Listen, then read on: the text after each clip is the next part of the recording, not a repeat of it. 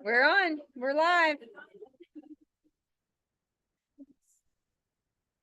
I'd like to call the August meeting, town of Hancock meeting to order. Do a roll call for anything? Sure. Councilmember Berger. He just texted me that he's ill. Oh, what's sorry.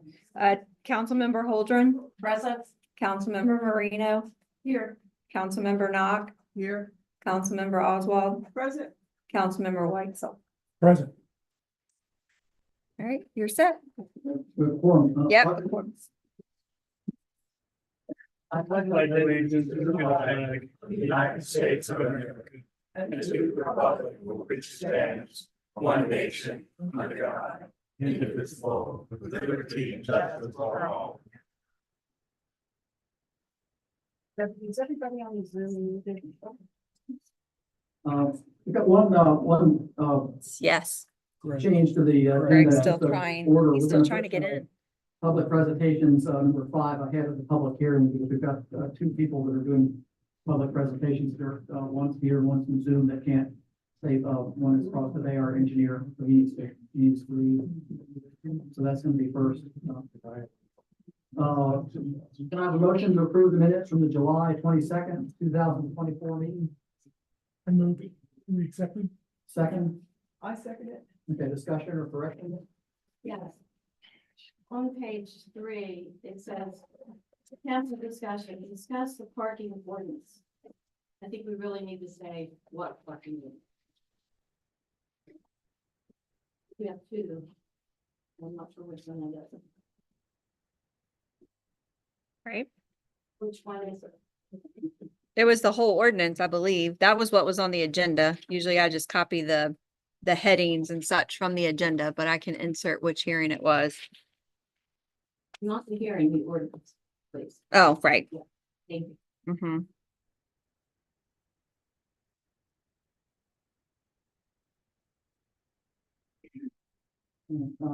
All those in favor? Aye. Opposed? Totally missed you. Did the motion. There, I'm fine. Who motioned? I missed that part. I'm sorry. You, Sarah seconded. Thank you. Aye. Aye. Aye. Okay. Okay, so we're moved up, public presentations to, up to 4. So I have a request from the Anantoc, Farmers Market Board of Directors. The Anantoc Winter Market Building Project is eligible for a significant source of funding through an infrastructure grant available from the Virginia Department of Agriculture and Consumer Services. Members of the market board are prepared to write the grant. However, VDAX requires that it be submitted and administered by the town. The grant is in the form of a 2-to-1 match, which means that the state will match $2 for every dollar the market puts in. The market has estimated that the project will approximately cost $30,000, which means that they need to raise $10,000 for their match. They are in the midst of a capital campaign for this project and feel confident they will raise the required amount. The grant application period opens October 1st, and the board will have the grant ready for submission on that date. So they're requesting basically the town just to submit and administer the grant. There's no financial responsibility for the town. Any questions on that?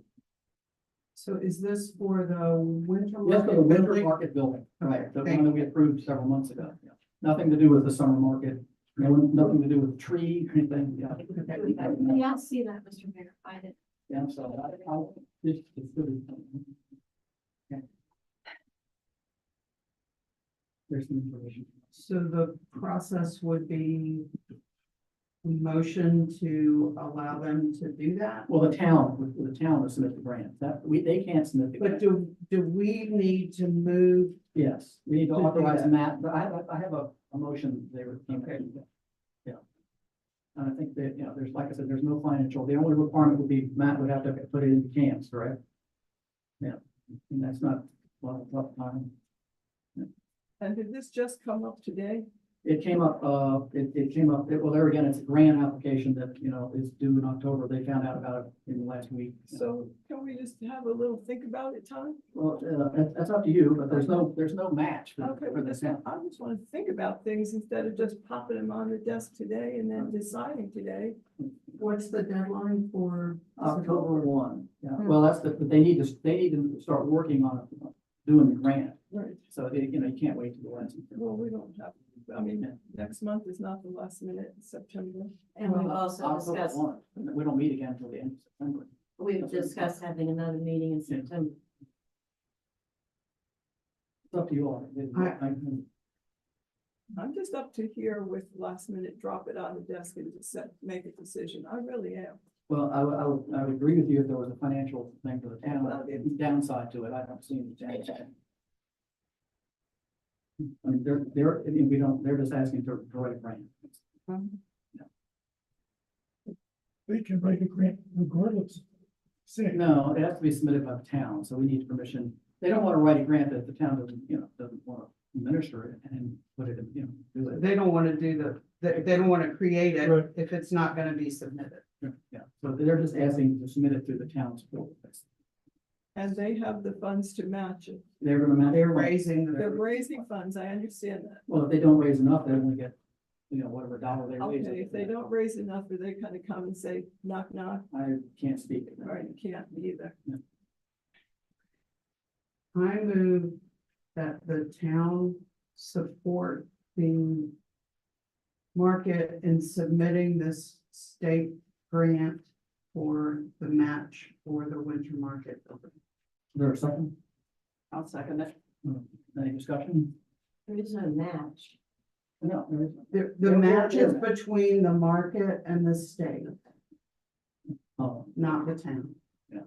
all in favor? That's my hearing. Any other discussion? I'm with Councilmember Oswald.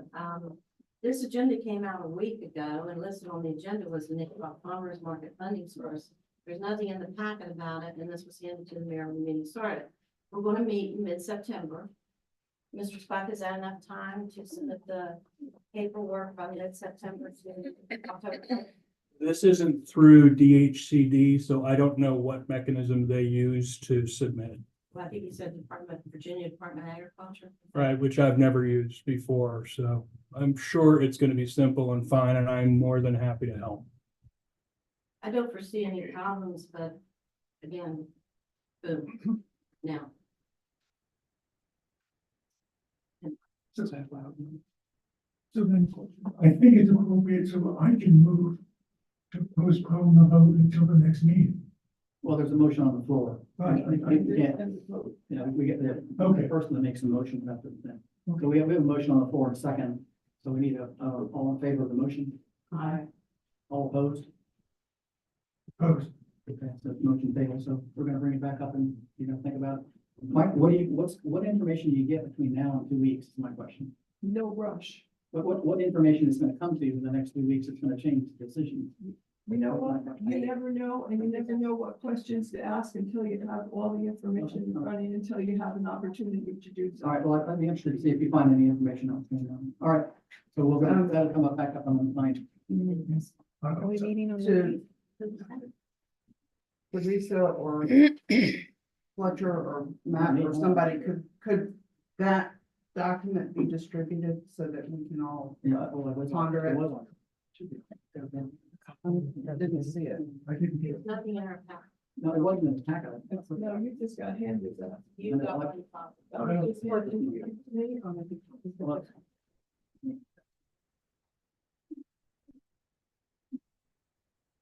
all right, or on second, groundwater technical analysis.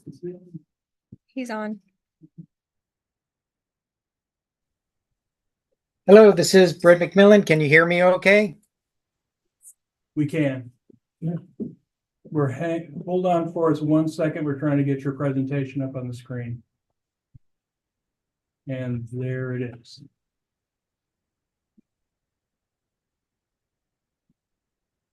All right, and I don't see it on my side, but that's okay. I have my presentation up No, on my it's a- side.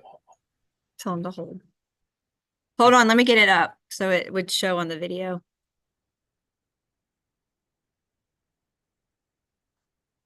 One second. Which one am I doing? Groundwater. There it is.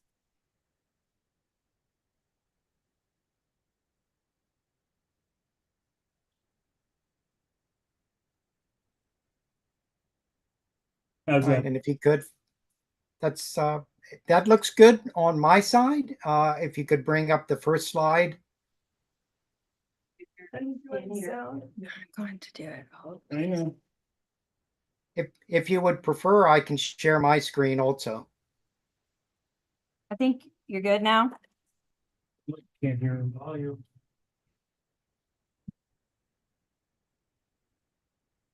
Right, you should be. You're showing the last slide, not the first slide. Yep. According to me, it's slide 1. And- You're a few seconds delayed because you're watching Yeah. the live version, right? No, Mhm. I mean the slide 1 What right should there. the title of the first slide be? let me try sharing my slide deck. It should appear on the video also. Would you like me to do that? Sure, Okay, it is. give me a second. Uh-oh, it just said disabled share. Nope. What should the title of the first slide be? Source of fresh groundwater. I can, Right, which is I- what we're looking at. yep. And if you have the handouts, I can walk through this with the handouts if that's your preference. I don't know what to do about, I can't hear. This is the microphone is right up on it. On the first page. Why isn't the Zoom working? You can't hear me well? No, not yet. We can on the call, Britt, but evidently they're having trouble in the room. Ah, okay.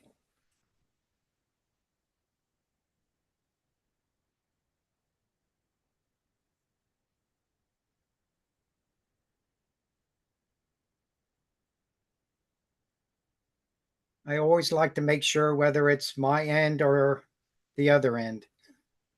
Gotcha.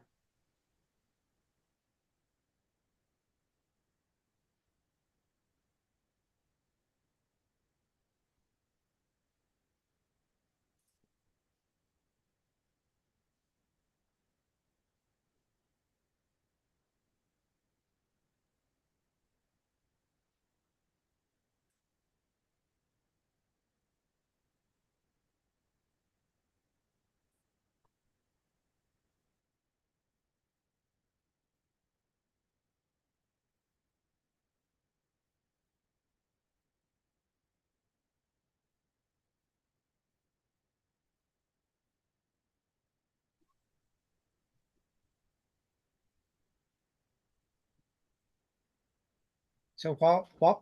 Ah, okay.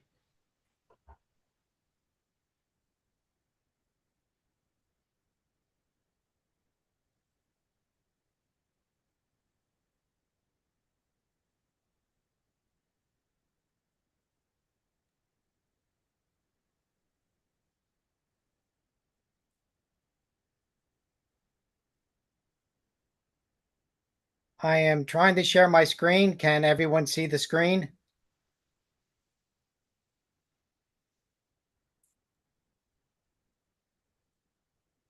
I can see it on my end, but I don't know about them. Okay.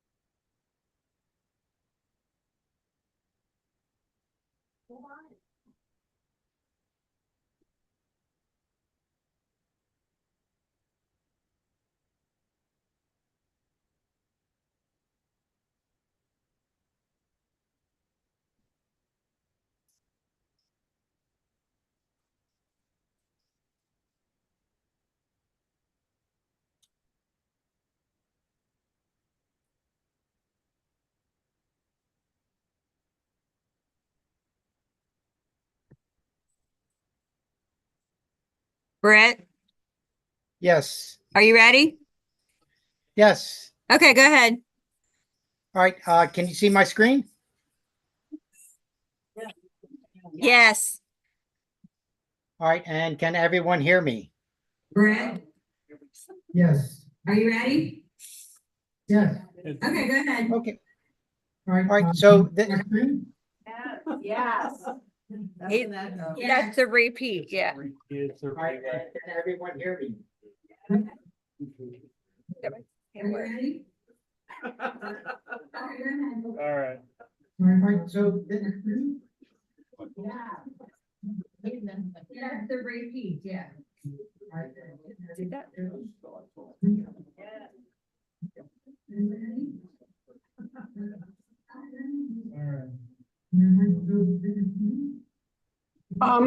This is Sue Mastel. I have to jump in here. Whatever you're doing with the sound, Britt, I can't hear him at all on the Zoom call. You've evidently put his sound through your microphone and now we can't hear anything on the Zoom. It was crystal clear before, whatever you did, what you did. Yeah, just start from scratch. can you hear me now, Sue? Perfectly, yes. Okay. Can everyone hear me now? No. Well, back it all the way back out. Can you come back in September? It's the sound part, it's the echo of the sound. Well, he's sharing his screen, so I can't do anything with it. Well, I can stop. I'm going to stop sharing. Okay. I've stopped sharing. We all have the presentation. You can do the PowerPoint. You've got that. Okay. You just have to be able to hear his voice. All right. Can everyone hear me? No. Can we have them dial into someone's phone that you can put next to a microphone? That'd be- That microphone's not working. You know, the button push down. I agree. Okay, talk now. Hello. Is this better? Yeah. Isn't technology great? I was just thinking that. Do you want him to call in? Well, if we call in, I don't have any problem with that, but we've got to get the PowerPoint back up on the screen. The while we do PowerPoint that. is not the problem.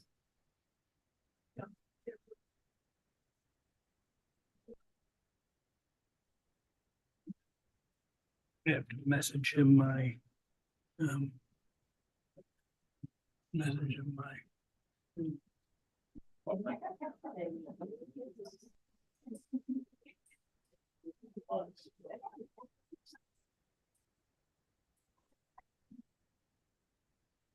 Message right there. Yeah, I can't type. I got it. And then just tell him you're gonna put the PowerPoint up on the front. Yep. What are we doing here? He's gonna dial in my cell. And we're gonna put the PowerPoint up on the screen. Okay. Yeah, I'm gonna put it on the microphone. Oh, sure that mic works. So it might- It works.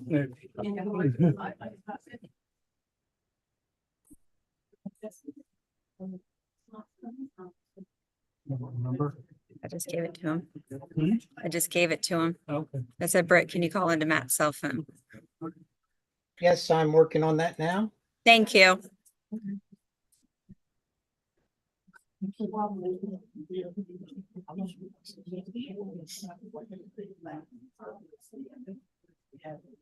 Hey, Brett, how are you?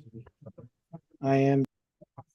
Good. I'm gonna put my cell phone next to my mic. I want to see how this works. I work, you can put your PowerPoint slides up on the screen for everybody. The first one says source of ground. And I can see the PowerPoint slides Okay. on my screen on my end. So we're good there. Tell him to mute himself on Zoom. Are we good on, is everyone good? Yes.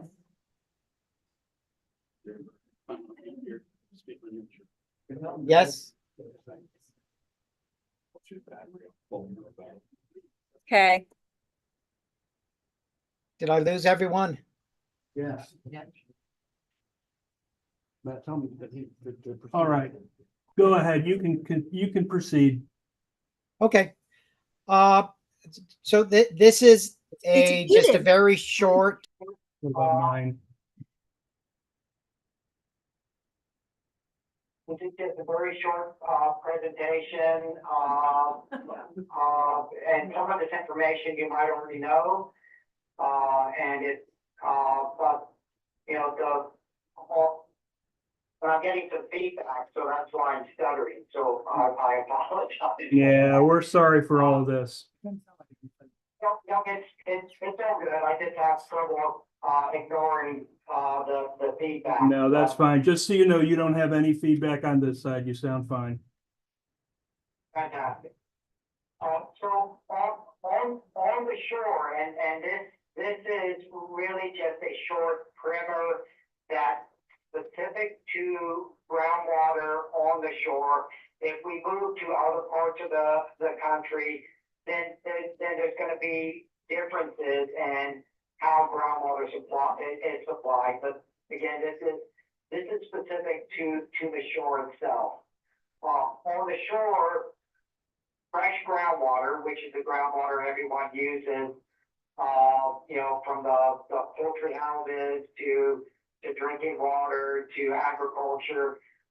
The fresh groundwater on the shore occurs in 4 different sand layers, and the water is pumped from the sand. And this is basically the same sand you would find on a beach. In terms of the sand layers, the uppermost sand layer is referred to the Columbia Aquifer, and it's also referred to as the Superficial Aquifer. And then below the Columbia Aquifer, there's 3 other sand layers that consist of the upper, the middle, and the lower Yorktown Eastover aquifers.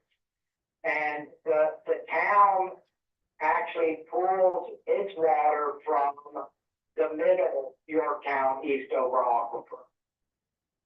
But each one of these sand layers are separated by clay layers, and that clay layer restricts the water movement. And that's important because the clay layers end up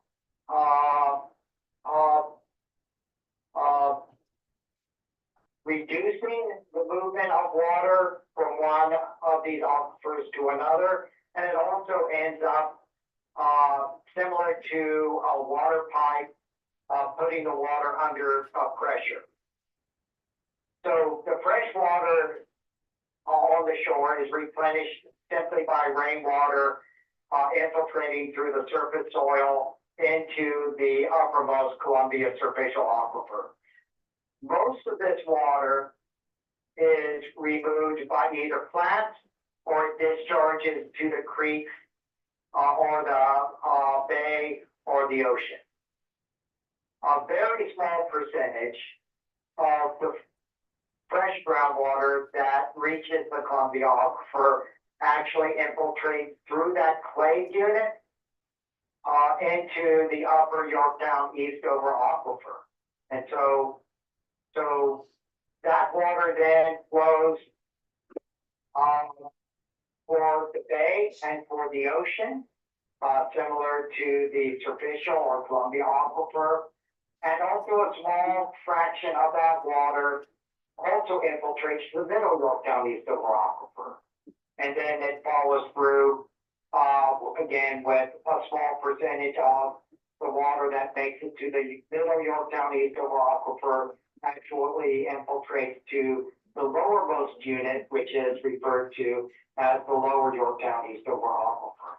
So these 4 units make up all of the fresh water, all of the fresh groundwater that we find on the eastern shore.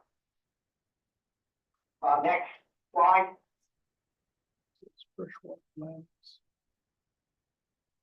Yes, the freshwater land. So on the shore, the groundwater that's found within these 4 aquifers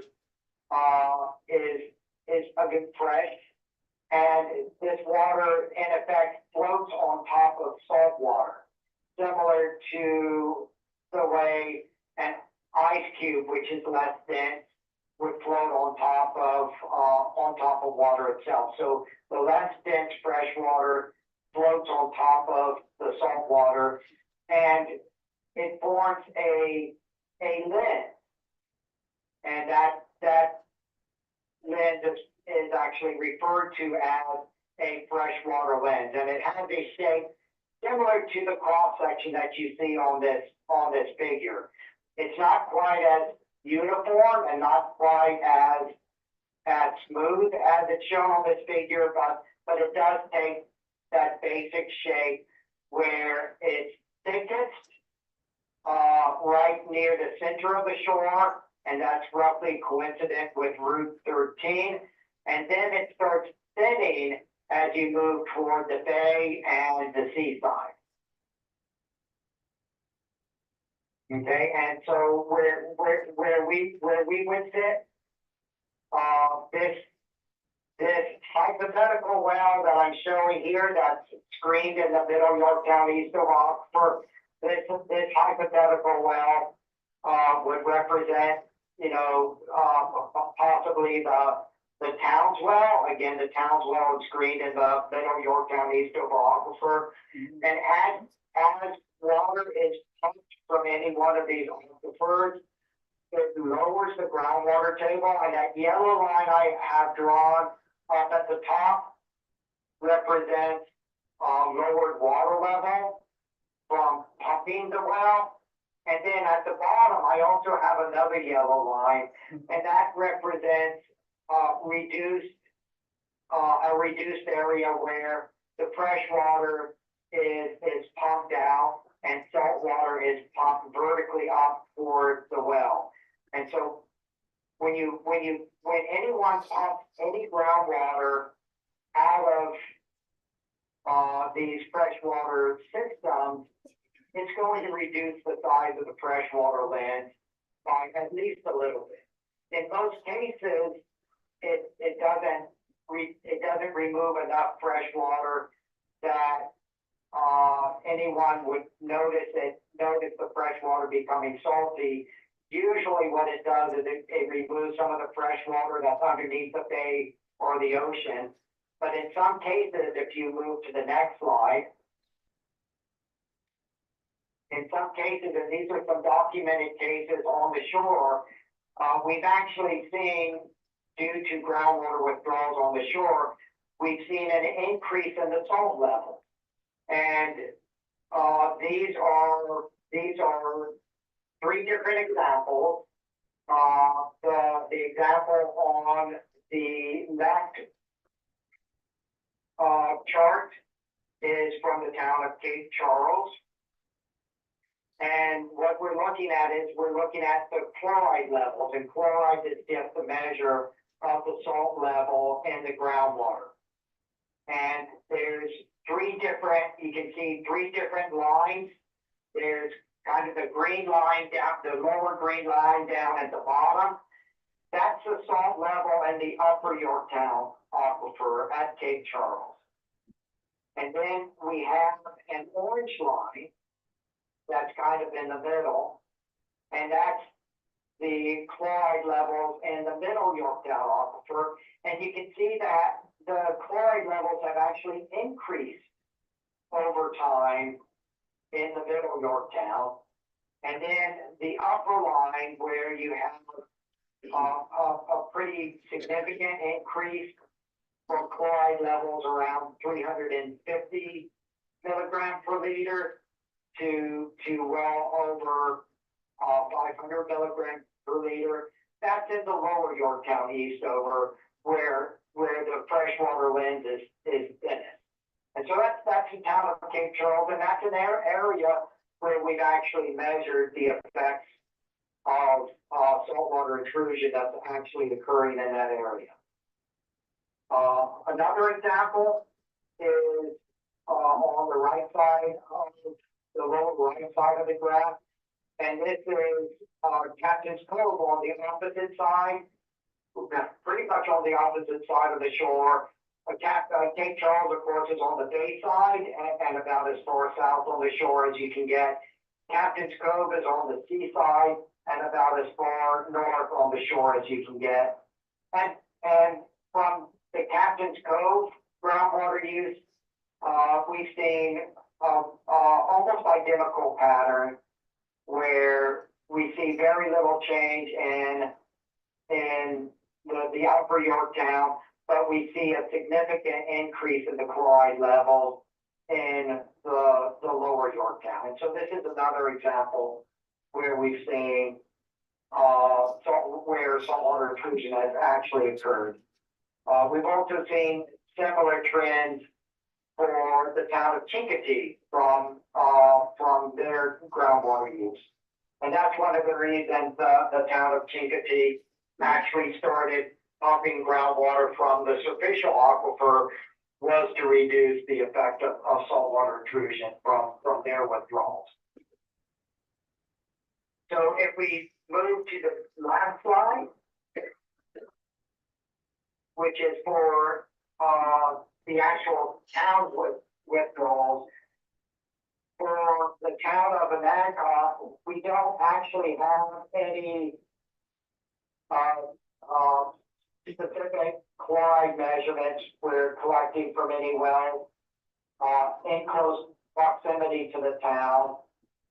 So the only thing we have to rely on is a model that USGS developed and DEQ uses to evaluate potential impacts of the withdrawal. It's important to understand that the model is only able to provide an estimate of potential impacts to water quality from the groundwater withdrawals. It is not able to accurately predict if saltwater intrusion can occur. But the model is very useful in establishing general trends and generally what we would expect. And in the case, the previous two examples that I discussed, the town of Cape Charles and Captain's Cove, the model did predict that saltwater intrusion to upcoming would occur in those two areas. And from actual samples, water samples collected from the wells, we did verify that, what the model predicted what happened actually occurs. But again, for the town of Anacott, we don't have any actual wells where we're making similar measurements, but from the model, what the model predicts is that we will see some minor changes in salt water, and those changes appear where you see the kind of the blue squares just right off under the bay. And what this represents an area where the freshwater lens is just starting to thin, but it's thinning underneath the bay. We aren't seeing any indication that the salt water is going to move up vertically in a way that would impact the town's well. And so based on the DEQ technical analysis, the DEQ didn't find any reason to believe that there would be any issue with saltwater intrusion from the town's withdrawal. And DEQ, when there are potential when there is the potential for saltwater intrusion, DEQ would normally require, as part of the permit itself, a requirement to monitor for chloride. Because DEQ didn't find any indication that the saltwater intrusion would occur, DEQ did not include a requirement to measure saltwater as part of the groundwater withdrawal permit. That doesn't mean that if this is still a concern with the town, there's nothing to stop the town from collecting samples from the wells and just measuring chloride. Chloride would be easy to collect as part of normal operations and measure. So if the town does, if this is a concern and the town does want to track chloride concentration, this would be something that would be easy to self-implement.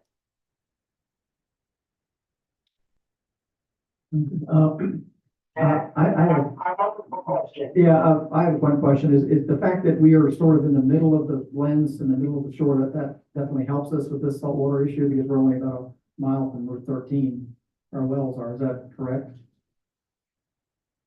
I'm sorry. Could you repeat that? What was the question about the location of the well closer to the center? Yes, yes. Being closer to Route That's 13, what does Cape that Charles affect and the Captain's lens? Cove are on the edges. That is absolutely correct. And one good example, the Purdue, of course, has a very large withdrawal nearby, and in fact, if you look, there's three little pink triangles right underneath the little legend on that graph. That's where the Purdue withdrawal is. Purdue actually has some wells that are screened in the lower Yorktown Eastover Aquifer, and in those wells, it's fresh all the way down. So and the town's wells aren't much further to the west in a relative sense than the Purdue wells. So that's a good indication that where the town wells are, that we would expect the water to be fresh. The only thing that's a little bit different about where the town wells are compared to Purdue is the town wells are also right near the creek. The creek's going to really only affect the superficial aquifer. It's not going to affect the Yorktown Eastover, but it may make the thickness of the freshwater lens just a little bit less. Certainly not enough less that we would expect a significant issue with the town's well. Any questions from council? And back to the town of Cape Charles and Captain's Cove, both of those wells are much closer to the bay and seaside than the town of Anacog wells are. The town of Anacog wells are pretty close to Route 13, as you know. Sarah? Two questions. First, Can you hear Sarah? Or am I gonna have to repeat her question? I just want to make sure. first, You might have to repeat. That's okay. is there any relationship of the choice of red color in the circle and the dot around an Ancock and the color key in the chloride increase coding? Okay. The question is, on the graph or on the picture on the last page, is there any relationship between the red circle and the dot and the red coloring in the legend to the chloride? Yeah, the answer is no. That's probably deceptive with the graphic. Okay. The red circle represents where the model predicts water level would be reduced by 1 foot by the town's withdrawal. So everything outside of that red circle, the town the effect of the town's withdrawal would be less than 1 foot. The red dot in the center is where the town's wells are. Thank you. And the other question is just to be 100% clear that the withdrawals that we're talking about are those the ones proposed for the development that's the next presentation? It's actually, the question was, are the withdrawals related to the development that we're about to get a presentation for? And the answer I'll answer is yes, plus. We applied to DEQ for a new 15-year permit. In that 15-year permit application, they asked, what possible developments might you have over the next 15 years that could impact water withdrawal? So obviously looking into a 15-year crystal ball is complicated. So we knew that the development and only was going to be part of it. We knew that the 20 houses that are part of our over by the carnival grounds.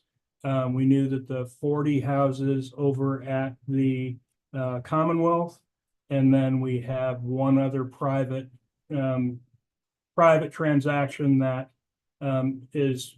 hasn't come to fruition, but I included it. Okay. So that's how we got from our current well permit of basically 81 million gallons. And the reason I asked them about it is because our actual withdrawal was approaching 91 million gallons. So we were going over our allowance, and that's why I asked. Okay, thank you.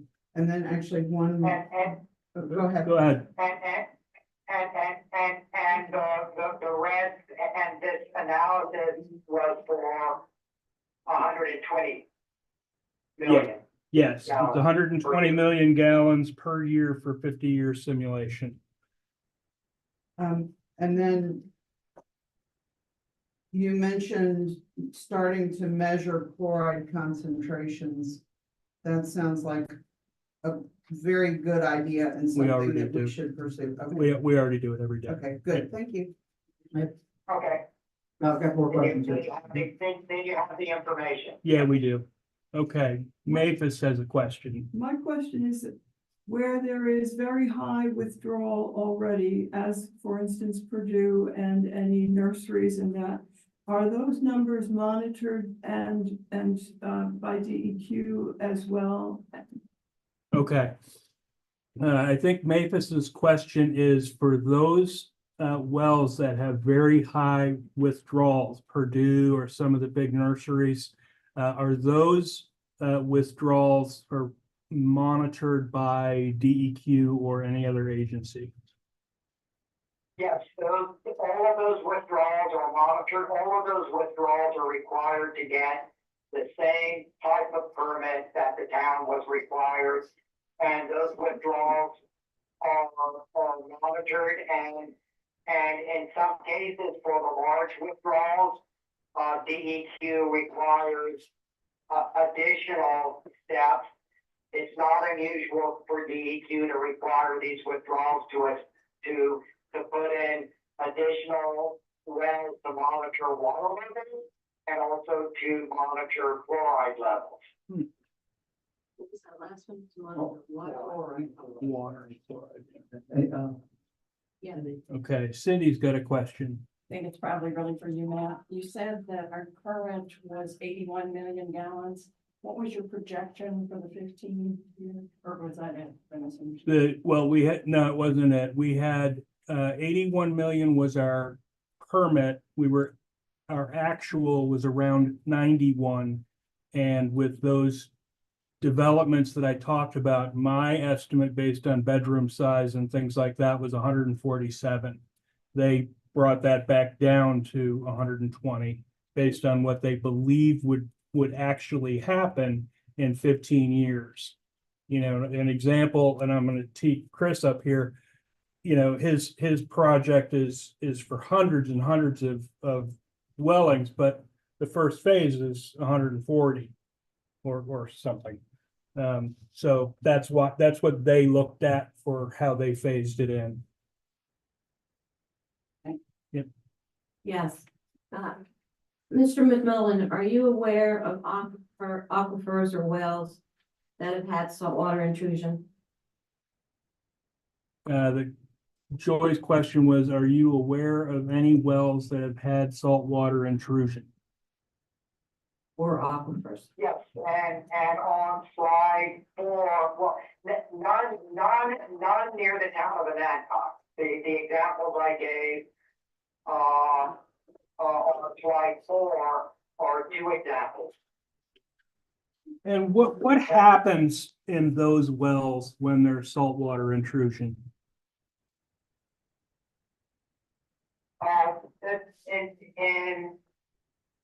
In both of these cases, most of the saltwater intrusion occurred from pumping, and if you go back one more slide, most of the saltwater intrusion occurred from what if you look at that little yellow line I drew down at the bottom of the well, it occurred by bringing the salt water up into the well. And again, one example was the town of Cape Charles, where they've observed saltwater intrusion, and the other one was the Captain's Cove development, where saltwater intrusion has been observed.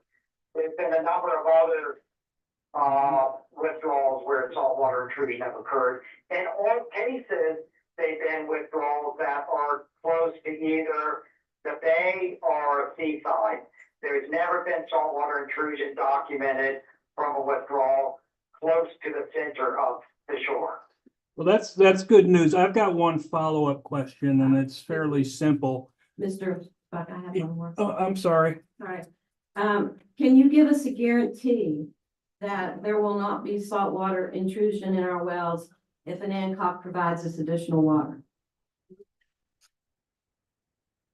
The question was, can you guarantee that there will not be any saltwater intrusion if we provide the water to the development? All developments. The answer is simple, is there's no absolute guarantee, but that's also one of the reasons it's a good practice to monitor the chlorides, because if saltwater intrusion starts to occur, then you will see it in a change in the chloride levels first. Boom, boom. Okay, we got 2 more follow-ups. Hold on. Okay, go ahead. So it's my understanding, please correct me if I'm wrong, that if the development happens, when the development happens, if they were to get their water from wells, the effect on the aquifer would be the same if they drill their own wells as if they were to use the town. Is that true? Okay, did you hear any of that? So the question was if they develop their own water supply, would the effect on the aquifer be the same as pulling from the town wells? It would be relatively the same. The wells would be located in a slightly different location. But in terms of the groundwater resource, there wouldn't be much difference at all. Thank you. Yeah, go ahead. Speak loud into your microphone. My question is, what is the remedy for, if there's saltwater intrusion, how do you rectify it? What do you do? Did you hear that, Brett? No, I didn't. Okay. The question is, what is the remedy if there is saltwater intrusion in our well? The easiest remedy is to change how and this is how other communities on the shore have addressed it, is to change how you withdraw the water. For instance, right now the town is using water from the middle Yorktown Eastover. So a logical solution would be to you could continue using water from the middle Yorktown east over, but you would also put a well in the upper Yorktown and start using the upper Yorktown also. So you would split the pumping between those two aquifers. And that's exactly what, Captain Cove did, when they started seeing an increase in the chloride levels. They didn't abandon the middle Yorktown, they just started pumping more from the upper Yorktown.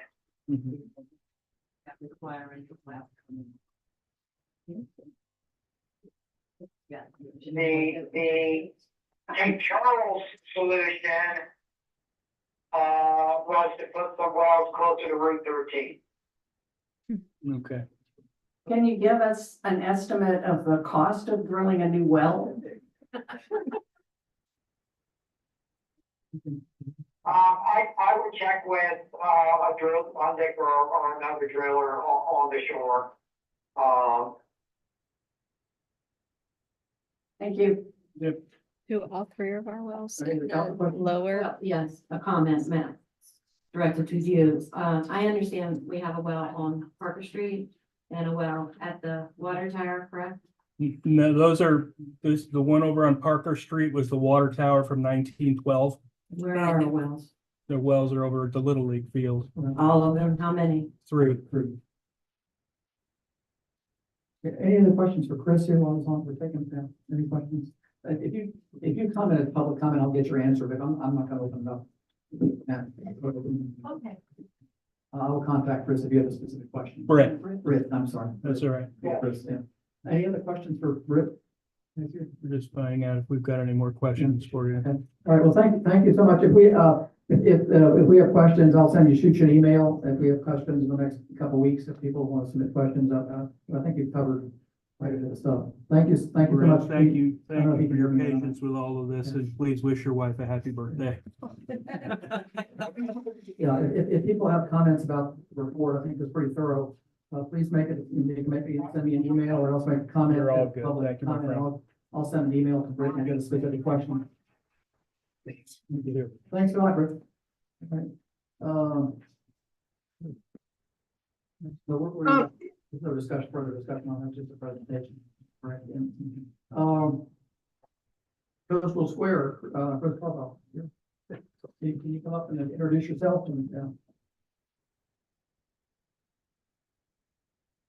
Good evening, Mr. Mayor, members of council, staff, and everybody in attendance. Glad we have this opportunity to kind of give you a brief overview of what's being proposed at Coastal Square and residences. I did present staff a small Hold on one presentation. second, it's coming. We'll just jump into that. We've been working on this project for some time. It's been ongoing for a couple of years now.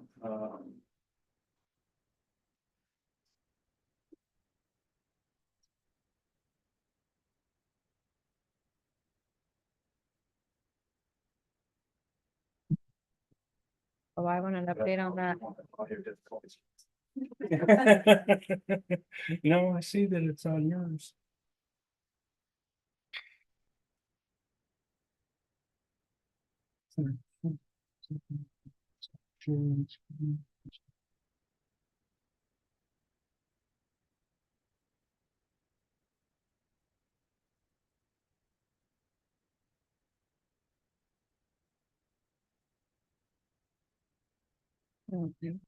Happy ring.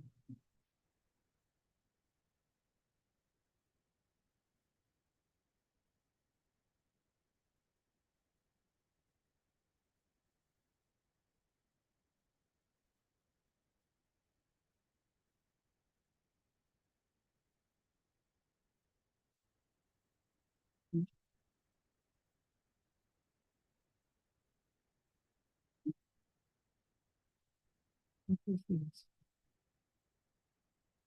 think it has to.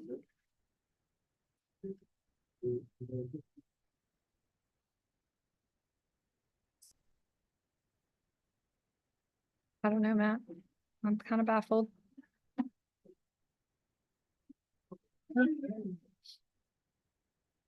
That's what you do when you just click enough times.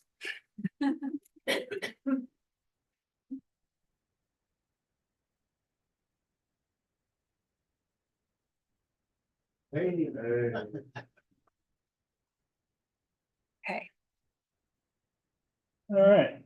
So yes, Coastal Square residents, we've been working on this project for some time, probably a couple of years now. Working with Accomack County, as you likely know, the property is located in Accomack County. It does abut Route 13. It also abuts Fairgrounds Road.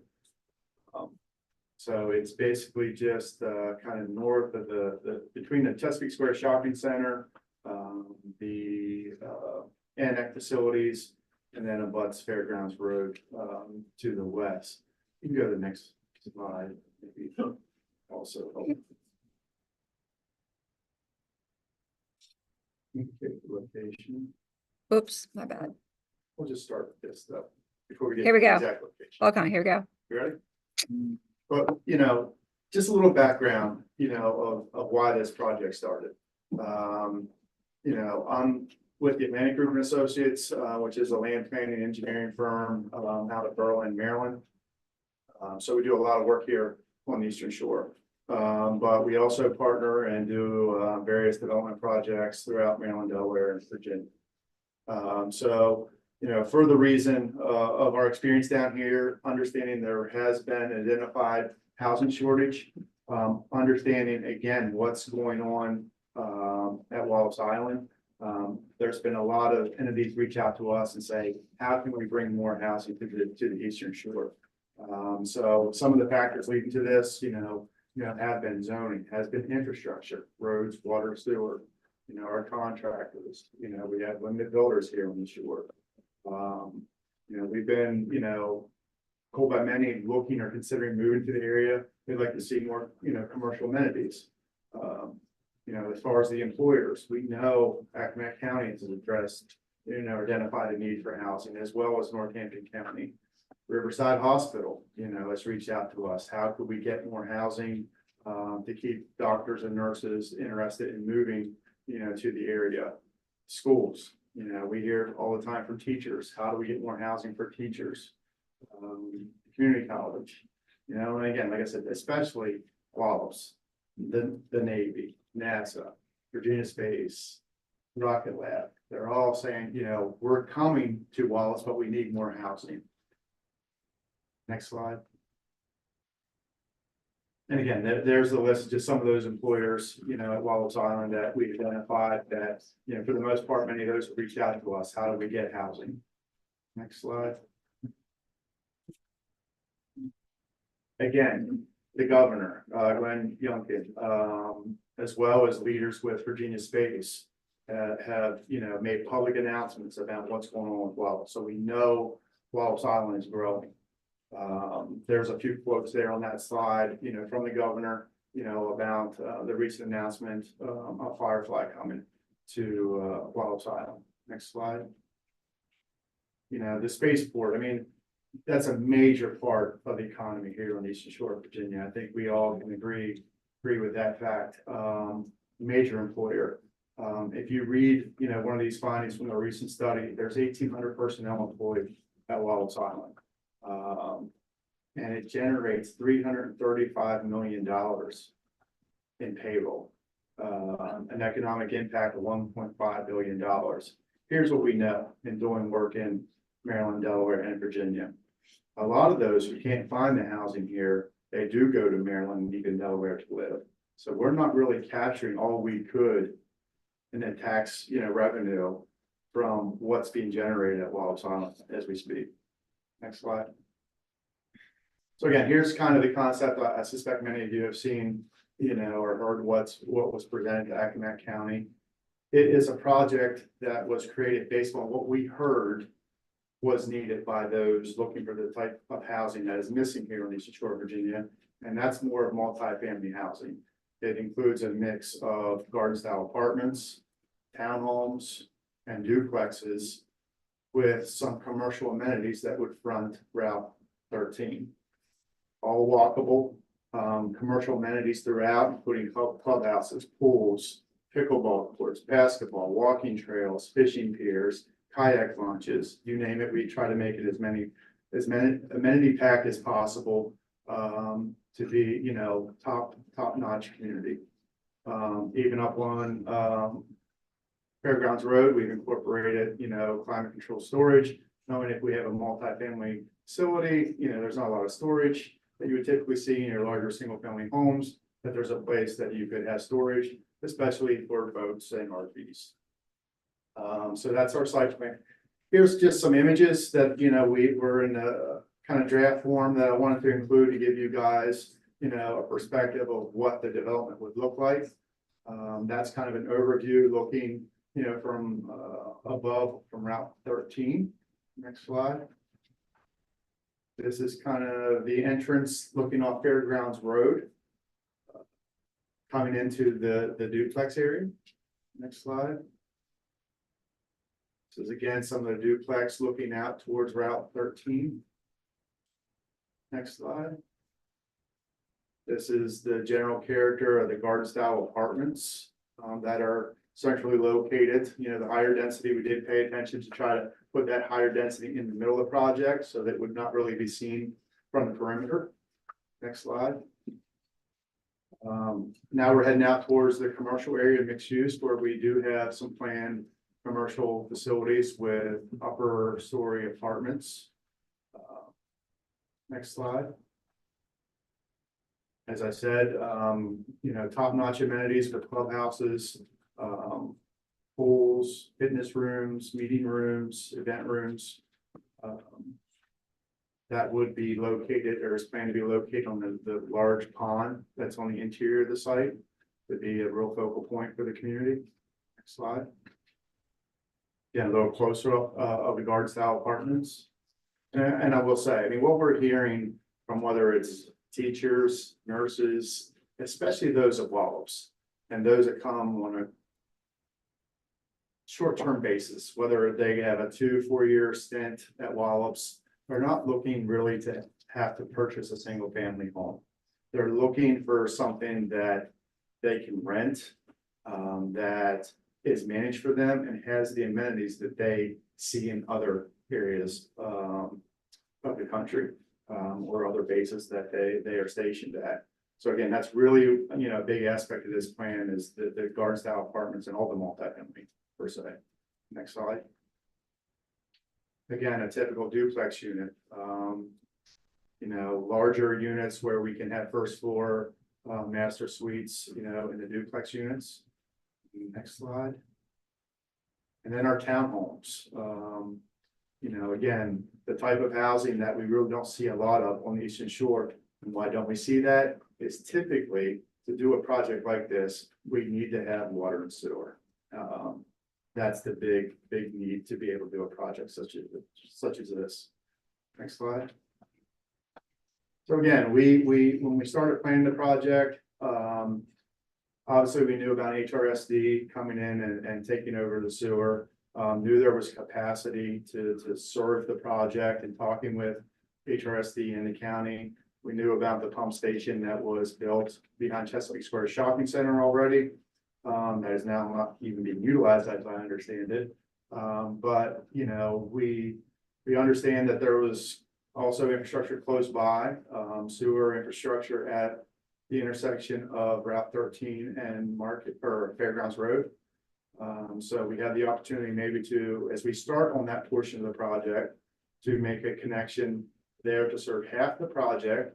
And maybe we anticipate, as you see this, we could also connect the easterly half of the project to the pump station that exists behind Chesapeake Square Shopping Center. But those would be the red lines that show on this exhibit right now, as far as the sewer. And the water lines are, you know, in blue. So you can see the extent of water service that has been designed for the community that again does utilize the Nancock's, you know, system.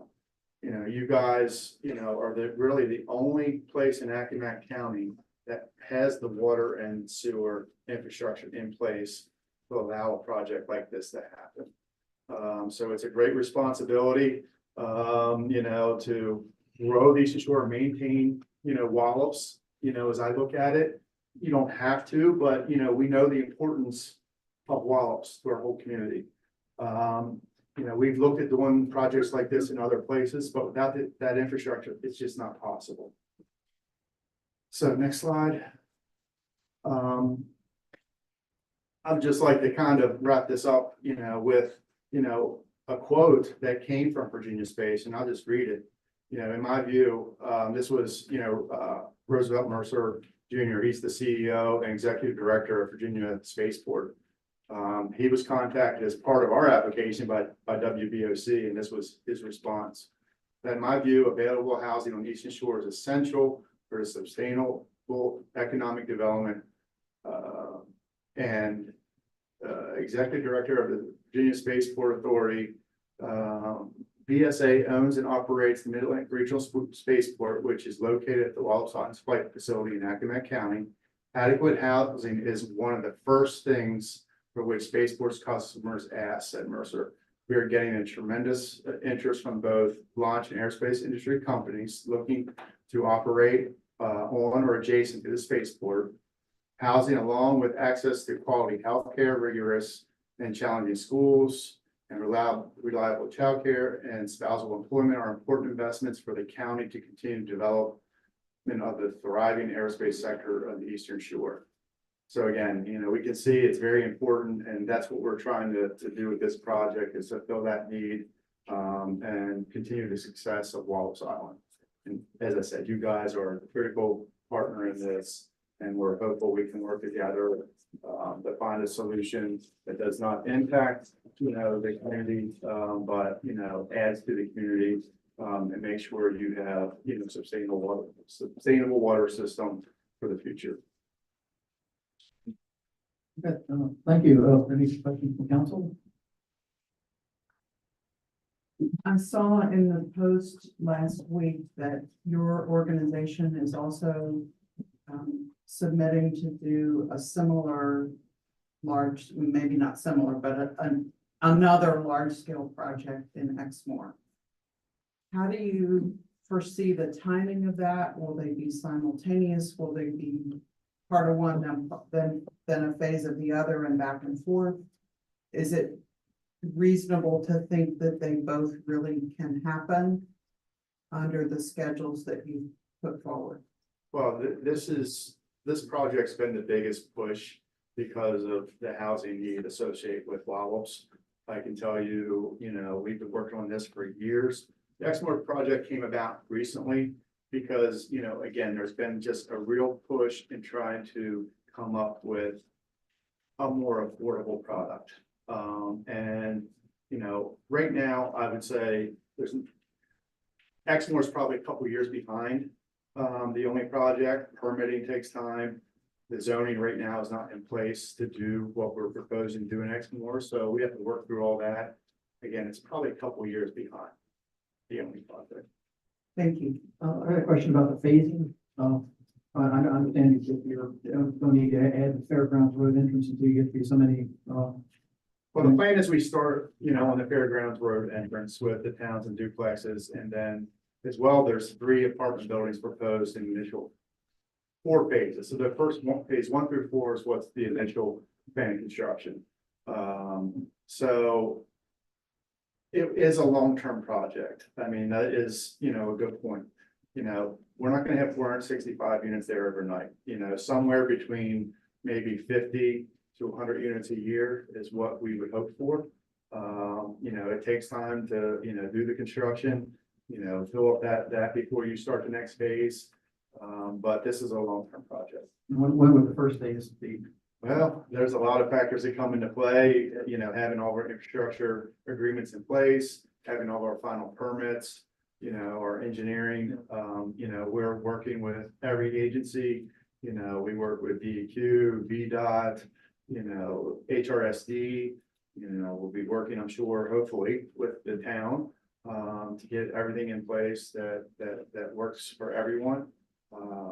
So it would take, if we fast track this, probably another 12 months.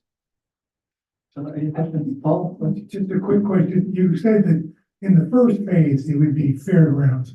There's a second entrance exit, and that will take place when and where is that? Well, we have entrances proposed at the Chesapeake Square Shopping Center. And then we also have another, entrance that would go out through the Annex Drive, to Cooperative Way.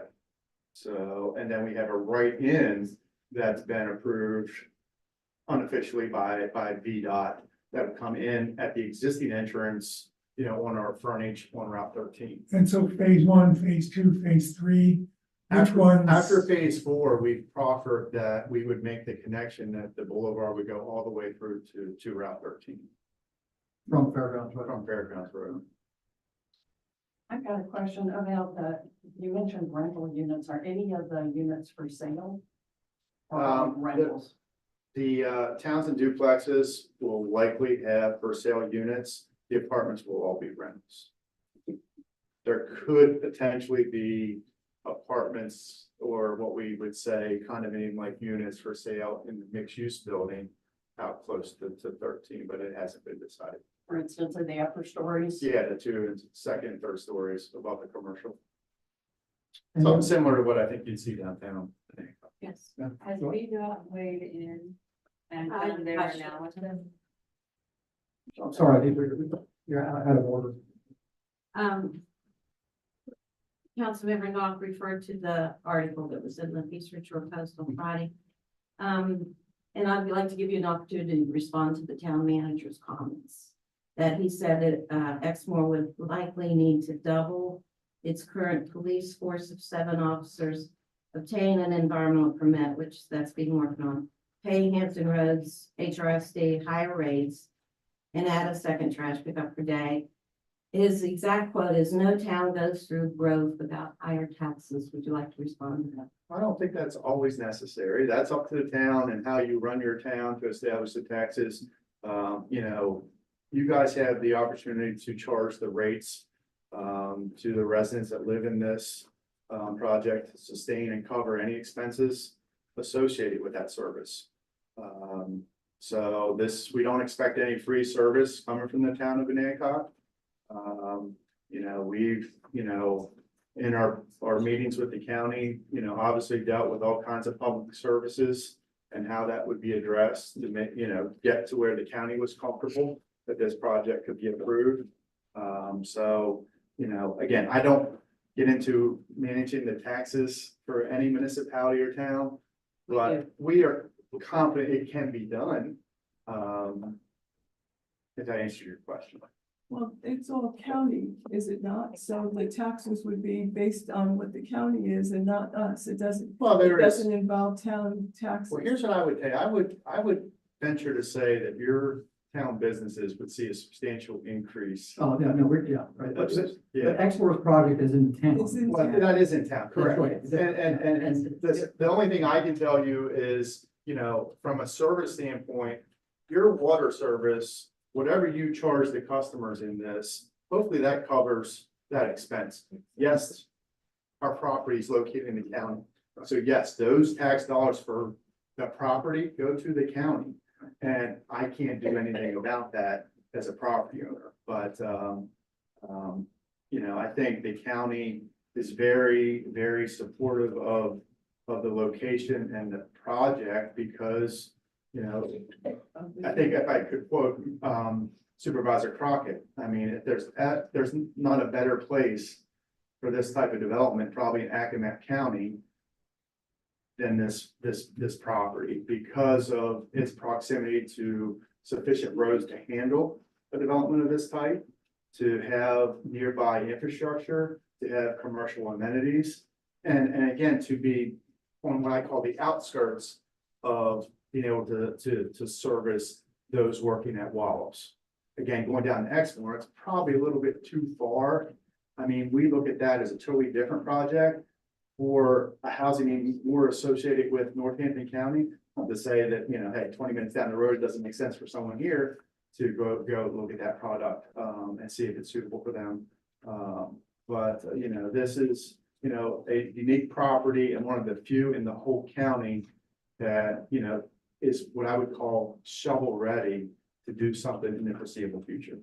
Any other questions? Yeah.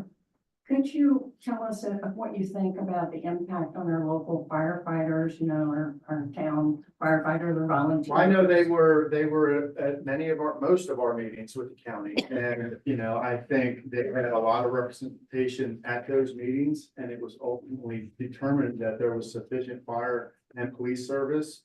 I know the hospital spoke in, that there was sufficient medical care. So all those agencies were a part of that discussion and approval of the project. I mean, I can tell you, you know, staff, the planning commission and the board of supervisors paid very strong attention to make sure that was sufficient. Any other questions? Yes. Mr. Carval, do you feel that the project that you're proposing is contingent upon an NCOG supplying the water? Well, I mean, it allows the project to happen in a reasonable timeframe. Yes, could we go onto that property and do our own water system? Yes, it's likely that we could. Because that's what you proposed. That would be the alternative, but, you know, here you guys, you know, have the capability to expand the system and allow this growth to happen. So, I mean, that would be our first choice. I mean, it would, from a planning perspective, make the most sense. Good questions. Thank you. Any other questions? All right, well, thank you very much. If anybody in the public has a question, then bring it up at your public comment and I'll contact Chris. We can answer that. No. Okay. Thank you. All right, thank you so much. Thank you, Chris.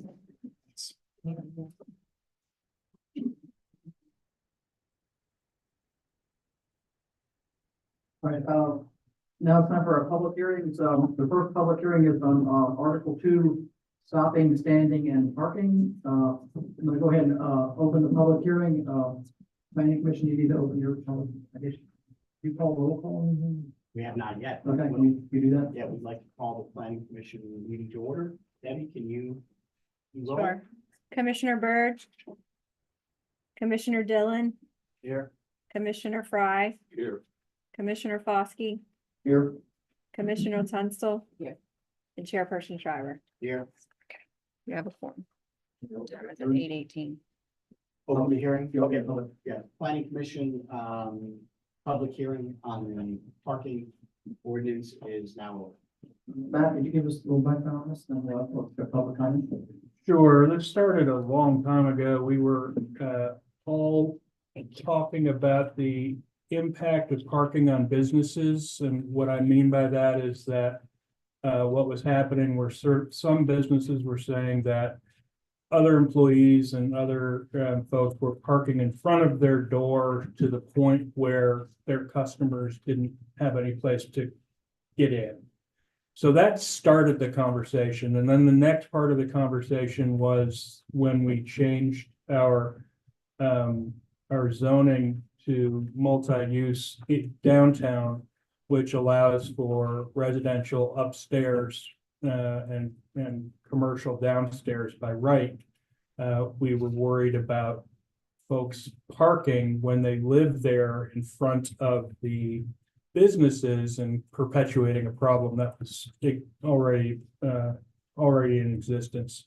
So the planning commission took on this stopping, standing, and parking rule to help both of those problems. The upstairs residents not parking in front of going concern businesses, and then during the day going concern businesses, not having somebody basically camp in front of their door with their car all day. So the summary of this is basically that downtown is 3-hour limited parking. Now, in this ordinance, you're going to see a lot of red. After the planning commission said what they wanted to see and how they believed this problem would be solved, I then sent the ordinance to the attorneys so that the attorneys could make sure everything was written properly and that it was legal all the way through. the league, the lawyers are the ones who added all of the red to these documents. I just want to be really clear that we didn't do that as an administration, and planning commission didn't do it independently, but they did put basically 3-hour parking in downtown, effective whenever you say. Okay. All right, open public hearing, Mary Clements.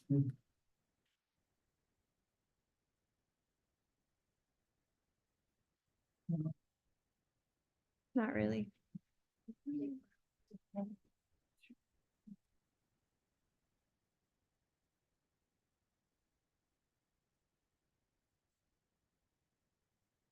Okay. My name is Mary Clements. I reside at 8 Joint Street. I have a shop on Market Street at 59 Market Street. I pulled out my old files and realized that I had started providing written and oral comments for sensible solutions for the parking issues for the business district starting in June of 2022. I spoke to the town council at the meeting in February 2024 and emailed a full page of suggestions to council members in March of 2024. It appears that I would have done a little bit better if I had used dynamite to review some key points of my previous misses. I own a successful business and a commercial building in the heart of the business district and have done so for almost 25 years. Parking has always been an issue. 7 designated parking spaces have been eliminated from the corner of North Street to the corner of College Avenue over the past 15 years. If the goal is to increase the business and cultural atmosphere of the town, then passing draconian parking regulations is not the way to do it. A 3-hour limit for parking is not enough time to have a browse of the shops, to have lunch or dinner, and to enjoy other aspects of the town. How do you intend to communicate the 3-hour limit? Are there going to be signs? We are still waiting for the decent parking signs. A 3-hour limit is also impossible to monitor, especially if the town police have other priorities or are not on duty. I work at the front of my shop. I see people who park there in the first 3 spaces in front of my shop and the activity of the 5 spaces across Market Street. Uneven of the enforcement of the 3-hour limit will result in legal action eventually. If one of my clients gets a ticket for excessively long parking and I observe another person parked for longer than their allotted time, I will be happy to update my client as to the discriminatory enforcement of the ordinance. There is still no or poorly sized signs directing patrons to parking locations. Is there a limit on this ordinance, timeframe on this ordinance? Is it supposed to be in effect 24/7, 360? Areas where parking is prohibited are poorly marked. Get some buckets of yellow paint and refresh those areas. And last big one for me is that there are no van or lift handicap designated sites in the business district, and if I'm correct, in the entire town. I thank the council and the planning commission for their time and energy and hope that eventually there will be a satisfactory inclusive parking ordinance that complements the growth of the town. This is not it. Thank you. Thank you. Greg Feldel. Dana Simpson. This is just about park, the Article 2 parking. I got you.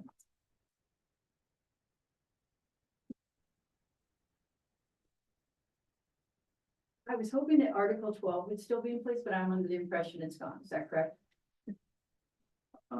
Article 12, to private parking spaces per apartment. No, Still I'm in sorry, I place? said Article, this says Article 12, it's Article 2. I'm sorry, Article 12 is still in force. Oh, is it? Yes. Oh, good, I'm glad to hear that. Oh, This is Article 12. I'm sorry, we revoked it, correct, yeah. Yeah. We revoked. All right, I'm sorry. I've can got, my 3 minutes start now then? no, I'm not gonna take it.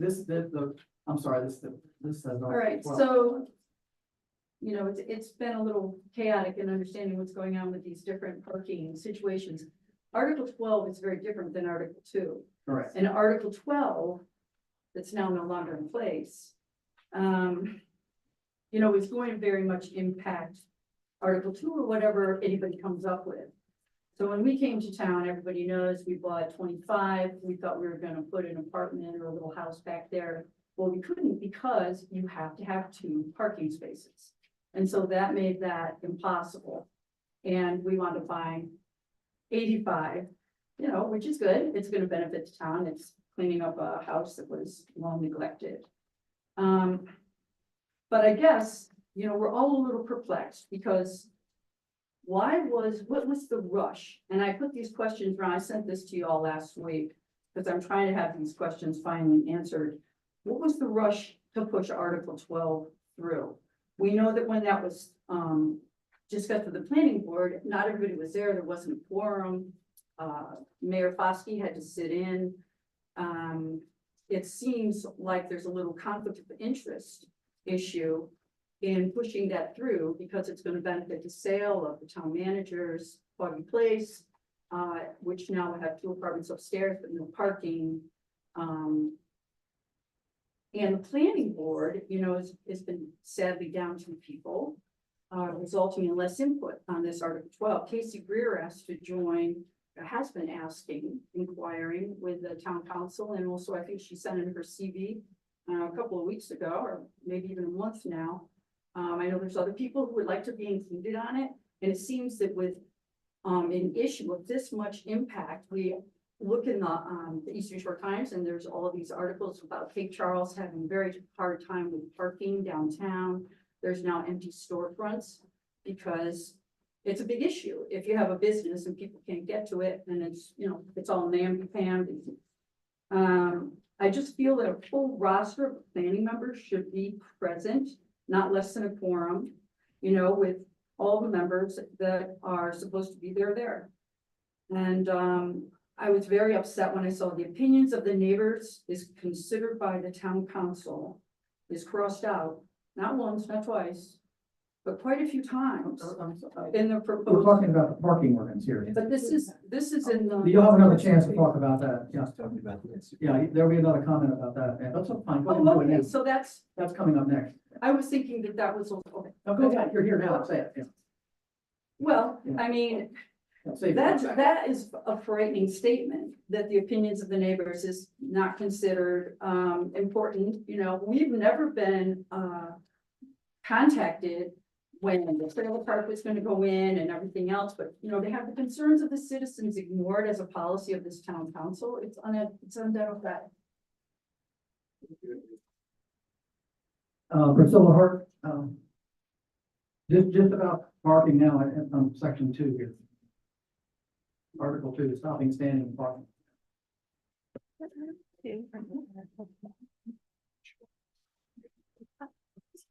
But I didn't think that it was really coming because we didn't publish it twice. And it got published. I live in downtown, right on Market Street. I have been hoping that we could come to some resolution on limiting the parking in the business district so that we don't have tenants who live upstairs parked in front of businesses and residences like mine from the minute the place opens until the minute it closes. Now, it would be one thing if we could ask neighbors to please try to find another place. We've done that. It doesn't work. So we are really counting on the town and the planning commission to come up with a solution that would be workable for businesses and for people like me who happen to live here and want to enjoy it from time to time. So I know you've worked on it before, you've worked hard on it. I suppose you're going to have to find a way to manage the police force and get them to do a walk around and see who's been parking for too long. Maybe they'll do this by complaint. Possibly that you'll put some signage up. There are solutions. It really can be done. I'm sure people here are smart enough to be able to do it. Thank you. Thank you. Any other public comment on parking? I'm signed up to talk about something else. No, yeah, we've got you. You're coming. You got three chances to talk about public. Just wait, please. We'll have public comment about other things later on. No, I wanted to comment about this, but I don't want to mess up my other. No, you can come back twice. No, it's fine. No, I'm sorry. Just because I happen to be sitting here. I just want to hear parking comments right This is now. hard to comment on. It's Yes, very thank you. quick. Is it on? Yes. My name is Sherry Tapman. My mother owns the business, the jewelry store on the main street, and I do park in front of it every day with my 91-year-old mother, 91-year-old mother who asked me to do so. Occasionally I have been somewhere else, but as soon as that position is open, I do back into it. She has difficulty getting in the back of the store. Now your question would be, why don't you put her out and go park somewhere else? Well, inevitably, when I do that, I have to get her and take her somewhere else. I always try to park in our parking place. I understand what these people are saying, and I've been around here. I'm 62, and I was around for the first bout of this stuff. I was around when I was the one running around telling everybody to move their car, putting nasty notes under their windshield, putting things on their doors, and calling the cops. I wish you all a lot of luck, because so-and-so will park in number 1, and when you ticket them or mark it or tell them, they're gonna back up to number 2. They're not very nice about it, and I just wish you all the best, but I wanted to explain I'm one of the guilties. I'm telling you right there. Anyway, good luck to you. I don't think 3 hours is enough. I tend to agree with his comments. Thank you. Any other comment about the parking?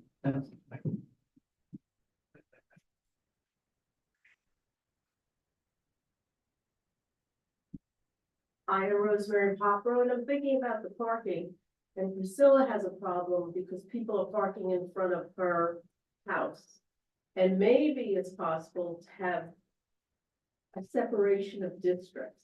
You have the business district, which is everything on the place and going east, I guess it is. And then you have the residential district, and you have separate rules, regs for that area. So that people can park for 3 hours in front of Foggy Place, but they can't park for 3 hours in front of Priscilla's house or your house or my house. That's it. Thank you. Any other comment? Dr. Melvin?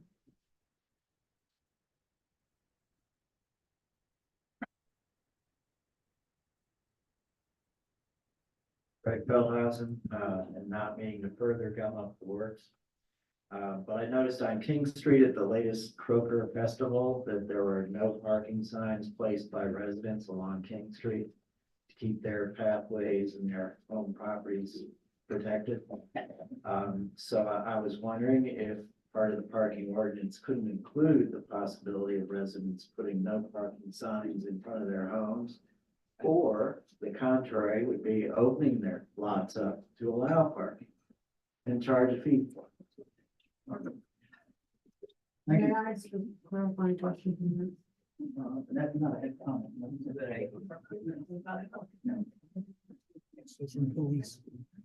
All right, any other comments? One more, go ahead.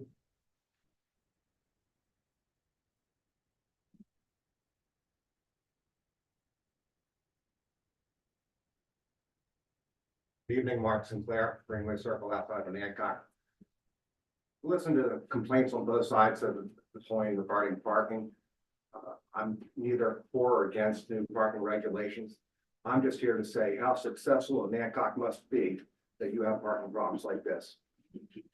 Thank you. All right, I'm going to close the public hearing on parking. I'm going to close your. Planning Commission, public hearing is closed. Okay, thank you. All right, Rob, we can discuss this at, later on, or we can further action on this, and we can bring it up at council action, or we can take, talk about it at September 9th meeting. We got a lot of stuff to digest here. I recommend that we discuss this, vote on this at another meeting or another discussion another time. With a clean copy. Correct, yes, yeah. Yeah, I would like to ask, are you saying that, just so when it comes up again, we'll know, that the red lines that are crossed through, like on page 13. In the past, when we've received a copy, red lines were addition, black print were the original code. What are red lines crossed through on page If 13? if the text is crossed out, it's being removed. If it's underlined, it's being added. So you That's have, a new way of doing it. No. That's the way markup has worked forever. well, we have a clean copy. This is, yeah. it's not When gonna you change. say clean copy, This is I a copy, can, yeah. I can accept the changes and you can see it as it would be presented. Right, Yes. And I can present you with the markup copy. right. So, Both. So, with permission of council, we're gonna bring this up at another council meeting. Mr. Mayor, I've asked about this before. When we have something as controversial and difficult to work on as this at a council meeting, it's almost fruitless. So why don't we just do a work session on this and get it done? Well, I mean, that's what we're gonna do at the We kick it September. around. That's what we're gonna do at the September. We're gonna have twice a meeting. Work session, we can't vote. So there's no point in doing anything in the work session. So we're just gonna have extra Doing meetings. the work session and hashing it out is doing something. Well, it's same, you know, we're gonna have an extra meeting, 2 meetings a month now. We're Really? Yeah, I'm gonna talk about that again. One clarification, if I may, I believe the signs on King Street were placed by the police and not by the residents, is that true? correct. That's correct. Thank you. All right, moving on to the second, so we're gonna bring this up at another, at another meeting. Next, public hearing is Article 15, special use permits, now open that public hearing. Planning Commission would like to open up the public hearing for Article 15. special use permits. Matt, you wanna, Sure. The only reason we addressed this ordinance is because we had the owner of a short-term rental wanted to sell the house to themselves as a different taxable entity so that, but they didn't want to lose their special use permit, even though they weren't going to use it. So when I talked to the lawyer, he said, basically, yes, you can do that. We have to work on the phrasing. And the way the phrasing would work is basically anytime a structure changes hands, the special use permit ceases. And that's what we've always sort of, we've gone that way, we've done business that way, but it wasn't ever in this ordinance. So then I put it in the ordinance and they struck it. So Who's they? the lawyers. So we did, they went through and marked up this special use permit, but did not give us it's in, I'm sorry, it's 38,498.5. Where it's struck through where it says the special use permit ceases entirely when the property changes ownership, whether by formal sale or transfer of taxable entities. That's what I had written and they struck it out and it was the only reason we sent it to them. So I've got to go back to them and look for other language. What they're saying is special use permit must have 36 months of continuous opportunity to run. So that it may not be legal to say if it sells, you can't because it could transfer because that single operation must require 36 months.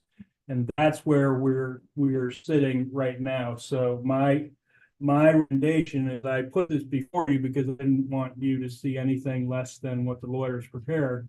But I think we table this and let's go back to the lawyers one more time and say we've operated under the business of special use permits ceasing and going away when the property sells. And as far as having 36 months of continuous operation, my point would be that has to be the same owner. And we're still going back and forth on that. So I would say, table this, you can have the public hearing so that I can hear, what our residents, their thoughts. But everything, this is not ready for vote.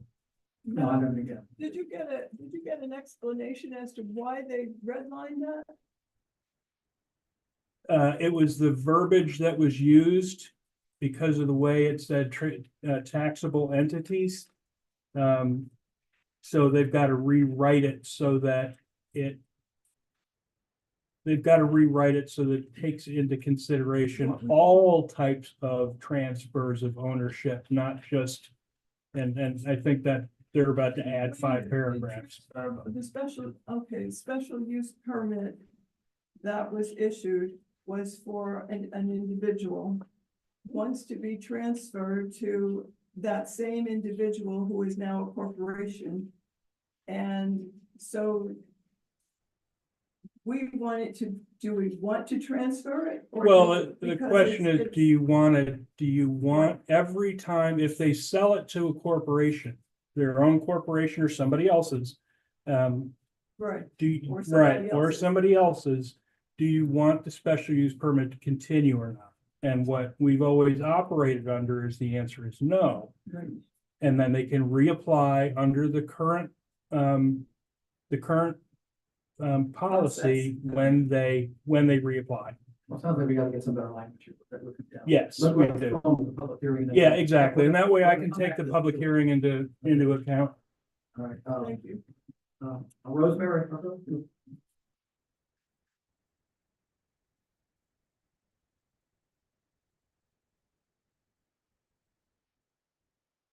First of all, I think 36 months about, continuing beyond the sale, I think that's a specious argument, but that's something for the attorneys to talk about.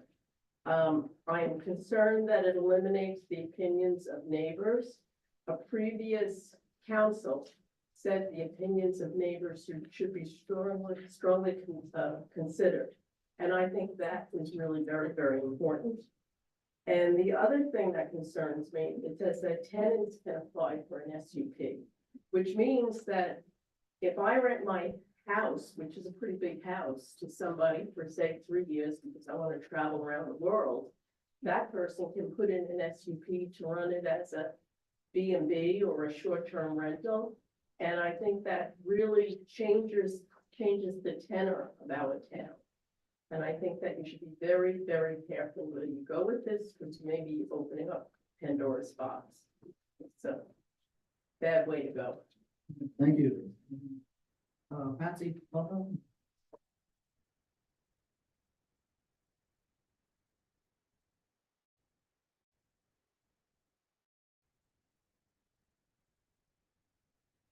Good evening, Patsy Feldhausen, 5 Ames. Included in this evening's very packed information packet on page 21, the SUP Statement of Intent for Article 15, first paragraph, last sentence. The opinions of neighbors are strongly considered by the town council.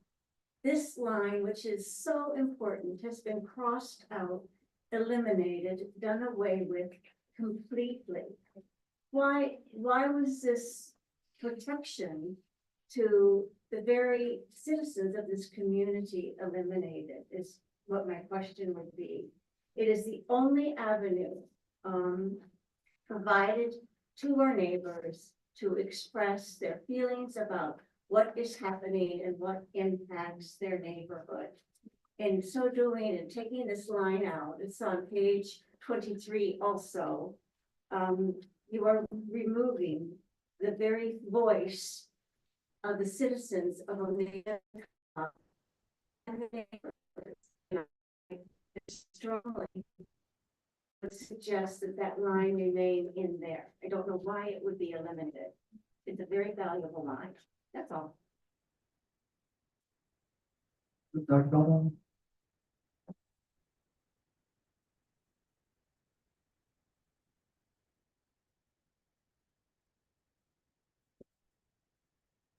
Very briefly, I would just reiterate what my spouse just said. We are the citizens of the town and have a right to be heard. Simply put. And secondly, regarding the SUP and our friends at Hancock School, not to bring up a sore subject, but looking at the SUP and the fact that the town owns the school, FOS is a leasee, who would apply for the SUP? Does the town do its own SUP for itself? Does the FOS have authority for the next 25 years to run the SUP the way they regard it? Just an open question.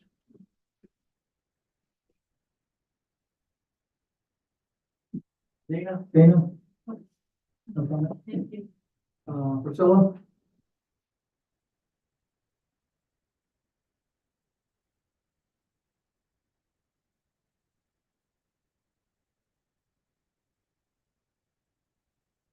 Priscilla Hart.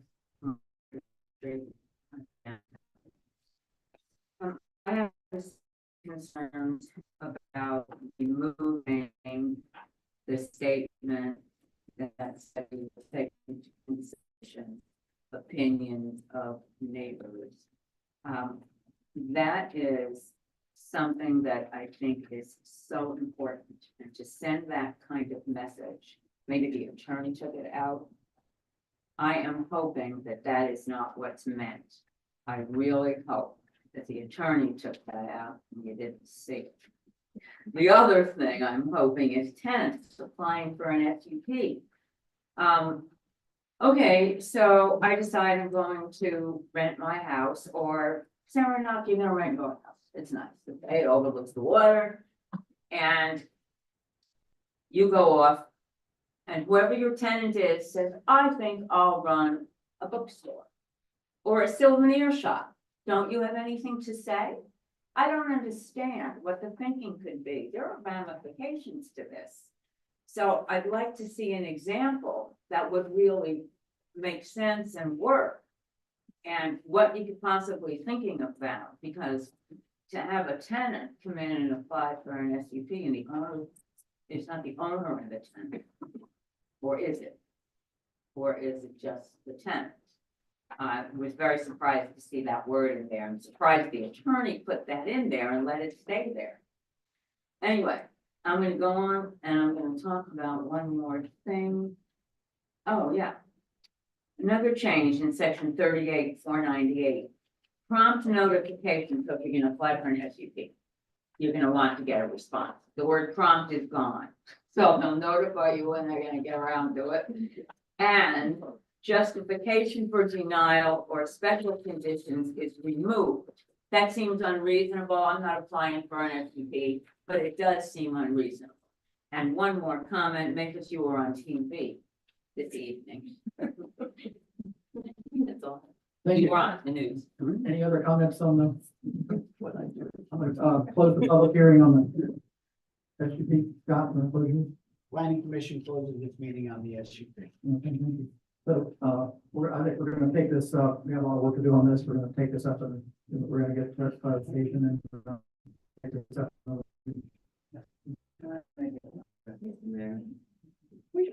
We worked really hard on getting this SUP thing with all the Airbnbs and everything.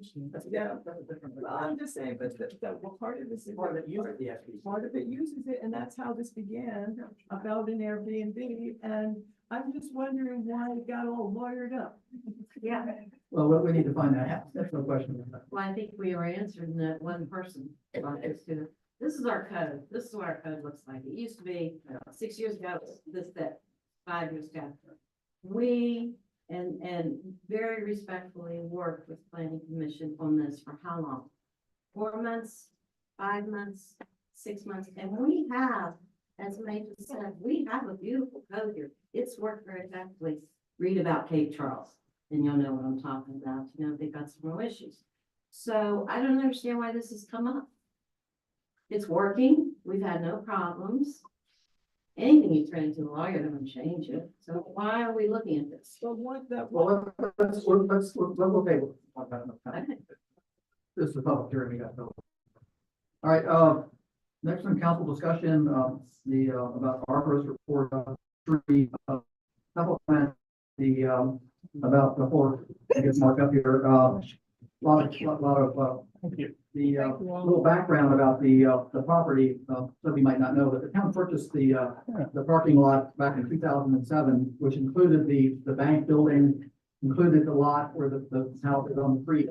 We bought that property in October of 2007 for $893,200. That was financed by a USDA loan that was recently paid off not that long ago. We sold, in January of 2008, we sold the bank for $385,000. And we later sold the residential lot that the previous owner of the Fowler's house was on for, I think it was $250,000. So we basically retained the parking lot. Recently, the parking lot came up as one of the priorities which was approved.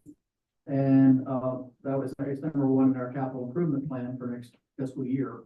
So we got an ad hoc committee together of all the stakeholders around the parking lot. We had a meeting. And of course, the tree issue came up and we discussed, this was an ad hoc committee, had no power to do anything. And we discussed, what the stakeholders around, what ideas would they like to see with this parking lot. And was going to be reported back to the council. That's as far as we got with it, and it's council's decision about what we do with this parking lot, no one else's. So, there's also some background with the tree. When I'm correct, the tree was, we got a grant in 2022 for $14,000 from the Department of Forestry. Right, and there was a $4,000 match which we put in. At that time, we did a land survey. We removed a lot of asphalt around the tree that's preserve it, I don't know if you remember, but there used to be a bank drive-in back there. And it was, that didn't help the tree whatsoever. We removed the paving, we did some cabling, there's some cabling in the tree, and we also trimmed the tree, and we also fertilized and cleaned the area off. So that's the history of it right now. We got a couple things, presentations we made. Mark is going to give us one right now. We're going to talk a little bit about liability, what the insurance company said. And I think there's any information to talk about. So Mark, sorry to keep you waiting here so long, but no, I'm good. Could you introduce yourself and tell you what you run? Yeah, thanks for having me this evening. For those that don't know me, my name is Mark Belknap. I'm an ISA certified arborist with the International Society of Arboriculture. I'm also a certified utility specialist, and I have a tree risk assessment as well through ISA. I'm a licensed professional forester with about 40 years of experience in natural resource management. I was asked to take a look at the oak tree behind the Littleton building on Queen Street and do a tree risk assessment, which I have done. It's about 2 years old. It may be much older than that. The tree risk assessment that I did on that is considered a level 2 tree risk assessment. I looked at 360 degrees all the way around the tree, looked at the structure of the tree from the crown, the branches, the trunk, and the roots as well. So in a tree risk assessment, there are 3 to 4 things that you look at. You look at the species characteristics. You look at possible targets, meaning people, vehicles, utility, power lines and buildings. And you assess the possibility of a failure in the structure of the tree based on defects. And then you look at the consequences of the failure. And then when you put it all together, we come up with a tree risk assessment. So for the other part of the tree risk assessment is mitigation options to reduce the risk that's there now. And also I included some tree care options that the town council could look at if they choose to. So the final assessment of the Queen Street oak tree came up as a moderate tree risk assessment. And when you look at the power lines, which is a constant target, people driving underneath the trees with their vehicles, which is a frequent target, and pedestrians, which are an occasional target. When you look at the mitigation options, which have already been done for the power line, the power companies come in and they've taken some of the limbs that were hanging way out over top of the 3-phase. So that has reduced that risk from moderate to low at this point. There are still vehicles that park around back, and there were a lot of dead limbs located throughout the crown of the tree. It's an older age class tree, so it is starting to show some signs of decline. So those dead limbs, which would probably fail within the next 12 months, have been removed. So again, that lowered that moderate risk back down to a low risk situation. The thing that concerns me about the tree is that there is some decay in the trunk. There's possible decay in the root structure. I observed what appears to be armillaria fungi at the base of the tree, which means there is some decay happening at the base of the tree. The foliage looks normal. It's a magnificent tree. It's a great asset to the town, but it's not without its problems. So one of the other mitigation options that I had listed was the possibility of putting a split rail fence around the perimeter of the fall distance of the tree, and that would eliminate targets under that tree. So that would drop your overall risk down to low. I saw a similar situation to this back in the late 70s, early 80s with the national champion white oak in Maryland. And it had a major failure in 56 with a big limb. Then it had another failure in 84 with another large limb. And so what they did, they put a split rail fence around it, and the tree survived and lasted for another 18 years before the trunk just basically collapsed under its own weight. And they did the exact same thing. They did cabling, bracing, fertilization. You also didn't mention that you guys had put in lightning protection in that tree. So that's already been done. Overall, you have to decide what level of risk that the town council is comfortable with. This assessment doesn't take into account severe weather like a hurricane or a nor'easter. This is under normal weather conditions for the next 12 months that we look at this tree. Moving forward, if you should decide to keep the tree, it should have a crown cleaning once a year, and just continue monitoring the level of decay. Maybe a little bit more cabling, but right now it's just true. And you guys have to decide where you're at with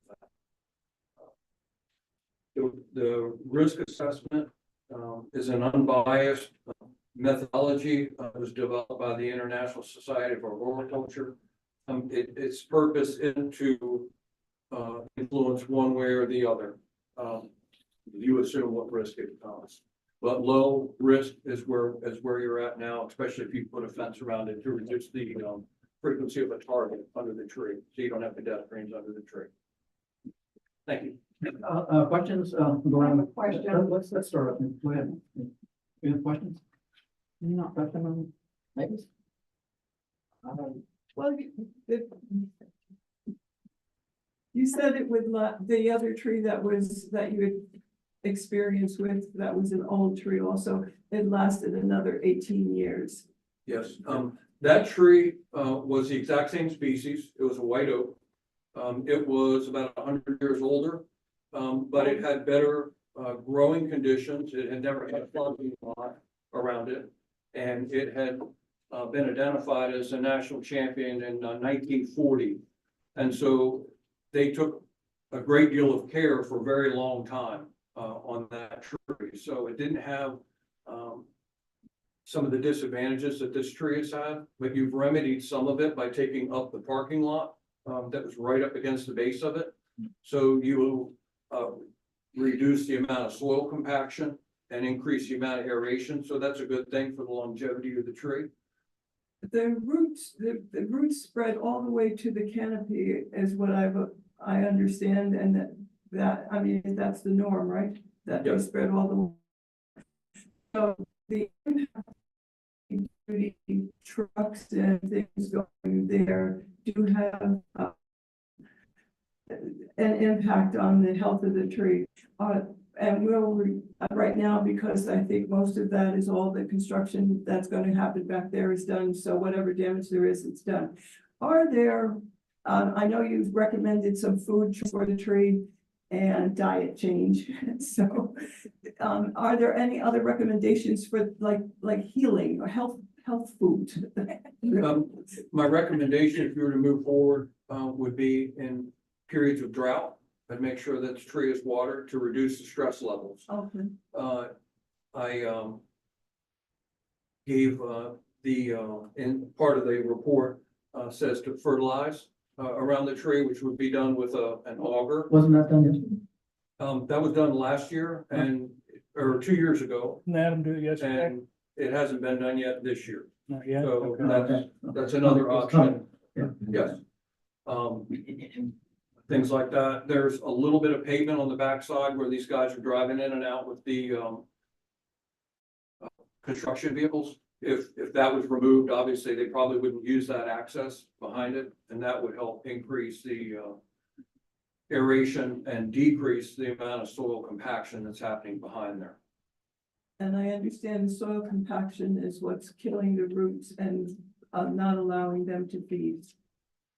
Yeah, you're reducing the voids in the soil so that the aeration and the water retention is reduced. Thank you.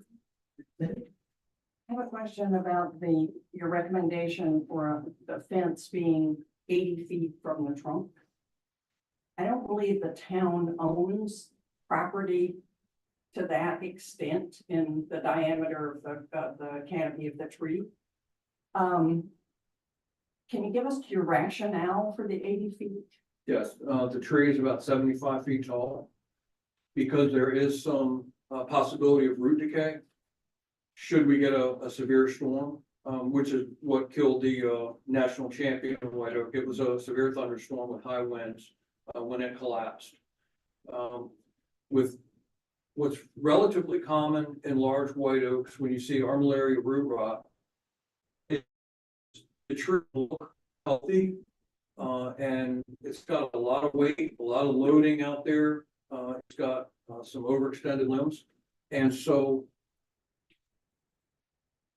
if the root structure gave up and it fell, the reason I said 80 feet was you're outside that falling distance of the tree. So I just moved beyond that. If it was just dead limbs that were a concern, I would just have it around the drip line of the canopy. But because there is evidence of decay in both the trunk and the root structure, you may want a little bit more than that. So you're talking about a catastrophic, if the whole tree falls, it would fall and not, yeah, Yes. okay. So hopefully that would be during a hurricane and nobody would be out there anyway, but you never know, yeah. I have another question. You also mentioned reducing the crown. There is an awful lot of weight on that large limb going out to the west of the tree. Could that be reduced any to perhaps reduce the stress on that part of the tree? You could do a crown reduction on that tree. My only concern is that if you did that, because the tree isn't really vigorous, you're taking away live crown ratio of that tree. So I don't think you're gonna get that back. I don't think it's gonna respond aggressively to a crown reduction. So you're saying that would probably reduce the life of the tree? It's gonna reduce the amount of food that it produces and how much it can store. Joey? No, I had a question I about, just want to say thank you. yeah, This has been excellent. It's good to have an expert in. the question about the, if we don't let people, if we don't let people walk or drive, that's healthy people walking in the tree, so that's not a problem, it's more. No, foot traffic is no problem whatsoever. It's vehicular traffic Yeah. and the weight of the asphalt or the concrete Right. that's on there, but not foot traffic. Yes, so, and the zone around it is just for falling, basically falling limbs. Yeah, and when I did the tree risk assessment, I only saw one pedestrian that passed through the area. Right. So when I looked at the occupancy rate of that type of target, Right. I put that as occasional. The vehicles that were going in and out of the back and parked in. Have gross negligence, then we would be covered from the insurance point of view and from the legal point of view. And by defense, that makes a no trespassing zone. That would be one of the things they said would be, very helpful. Could you repeat what you said, Matt? I can try. What they said was that if we do normal and customary care and don't have any gross negligence, we would be covered. A fence around the tree would be one of those pieces of care, knowing that there are fallen limbs. More than just care though. Well, no, yeah, I mean, I think we're talking about a fence, continued, care of the tree, trimming it, I mean, and I think. Right.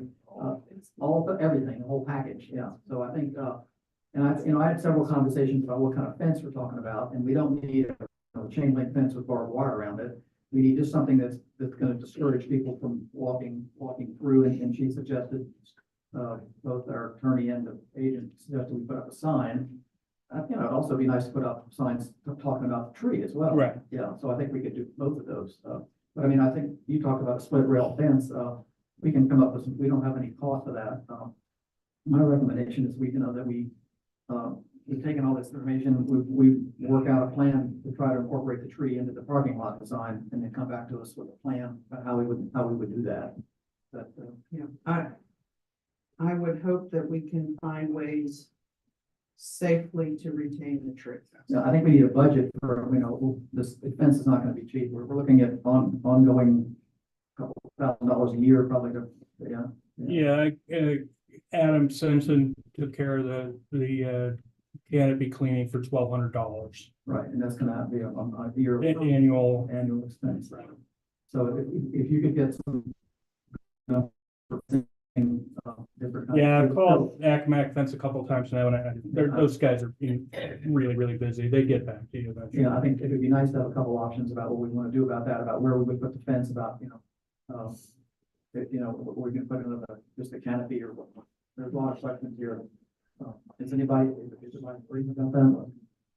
So we're gonna direct you to come back with prices and then. Yeah, I got you. Any other questions about the trees?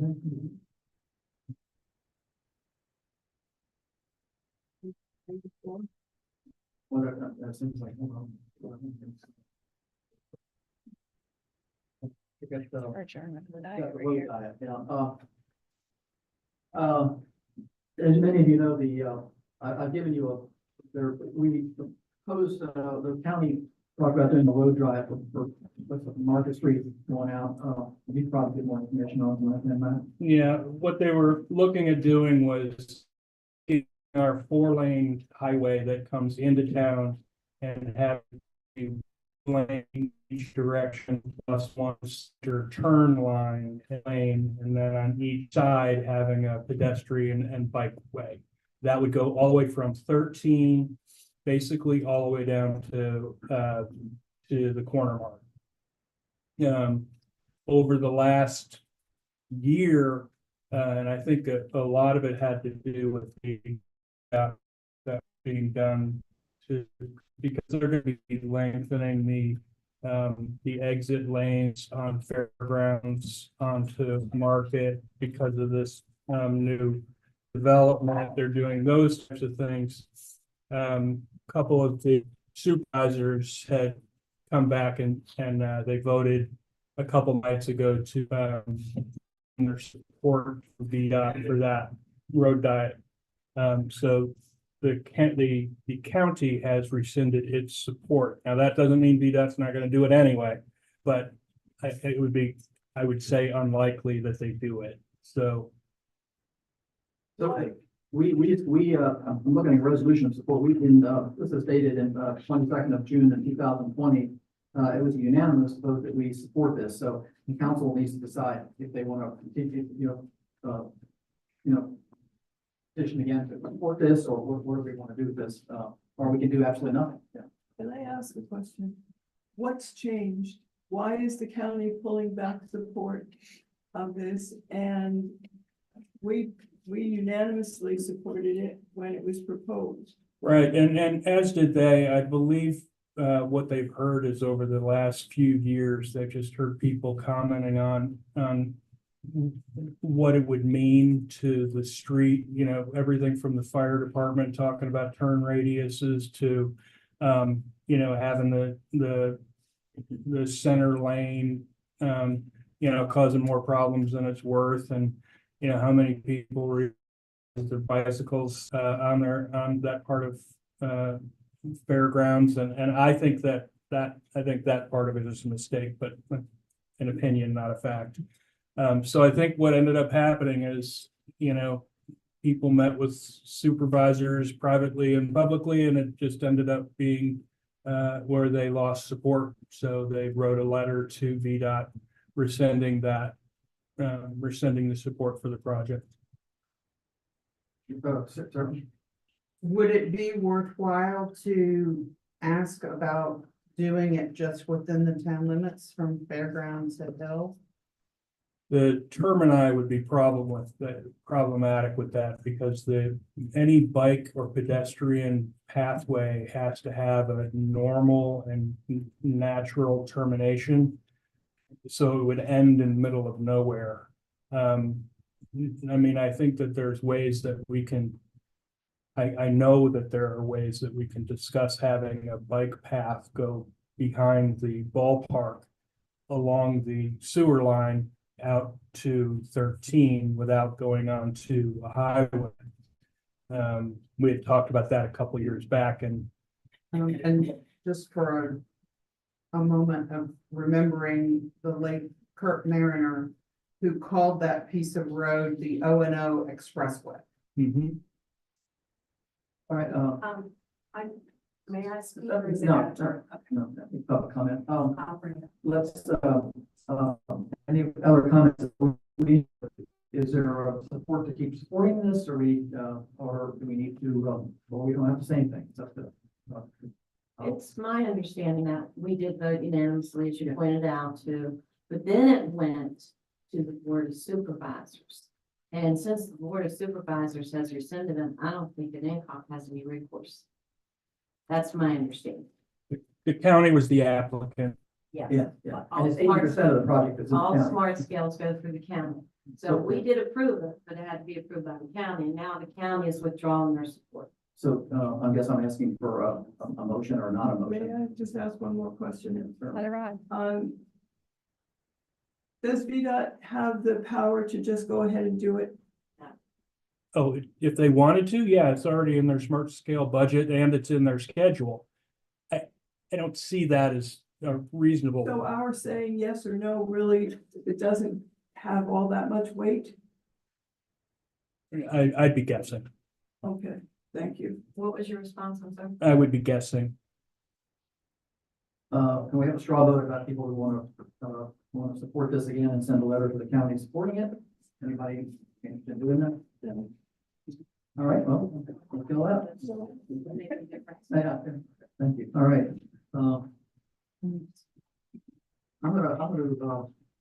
People have been sitting here a long time. I'm gonna do public comment now, if that's okay with people. Thank you. Okay, this is on any subject or anything you want to talk about. Sherry Tapman? You did 3 minutes. My name is Terry Tapman, and my reason for being here tonight is the cannon from the high school. Oh, really? And I have got copies for all of you guys. For those of you that don't have a copy of the Child of the Bay book, which was written by Ann Knott.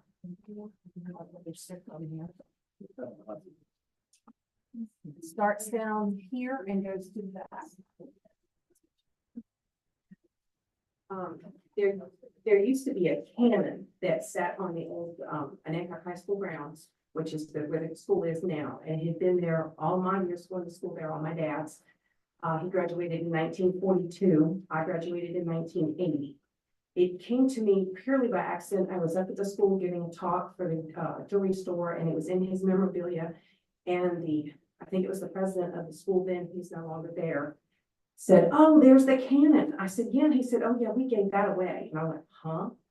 So I came to the town and I questioned it, and nobody knew anything. And I have individually spoken to different ones, and I'm not putting anything on them. I should have come here first. I think the gentleman that has the cannon, I really wanted it, and I think he's refurbished it. At least that's what I hear through the grapevine. But the fact of the matter is, it belongs to the town. It is a artifact. It is history. It is a World War I British howitzer, which was given to the school, we believe, in honor of the first principal of the Anacostia High School, which was it was on display, like I said, it's on display. If you all look on this little picture down here at the bottom, it is on display at the school. This is a book, if anybody has it, written by Ann Knock, Child of the Day, page 185. And it was actually buried once when they went to repave the parking lot, and a whole group of citizens got together and made them dig it back up. It's the base that holds it had deteriorated, but at one of the Friends meetings, and I think it might have been 10 years ago, and I'm not sure who was the president then, someone actually offered to refurbish it so it could again sit in front of the school. And I think there should be something up there that says, you know, this was donated by such and such and such and such and so and so. Point I'm making is, it belongs to the town, and whoever gave it away did not get the permission from these people to do so. If it should have been sold, should have been given, whatever, you all should have been asked. And I don't know who's responsible for getting it back. I understand it had to leave on a rollback. So that's my first thing. Second thing, I was at the meeting the other night, and with VDOT, I want to say that, or the county real quick. Their main reason for that they said that night that they were shooting it down was because they were concerned about the traffic from the hospital, the traffic from the new development, from Fairgrounds and from the new road, and they just thought that would be way too much for bicycles going back and forth and the center turning lane. Last thing, still in my 3 minutes. We applied for a grant back in April of 2023 to put an awning on the other side of the jewelry store, and the awning happened April of this year, and I was just wondering, how long do you wait for the grant money? I thought we had done. We have not. Not the marshes, that was, Can we'll find out about that. we can do Sure. it. I mean, that was one of the ones that we, Yeah, we talked about. Okay, about the cannon. Yeah, Do I need to come back? We'll take up the canon at another, this is a public hearing, we'll take up the canon either later tonight or another meeting. I would very much. We certainly can discuss it, yes. Thank you so much. It's town property. They Yes, should not have it. Mary Clements?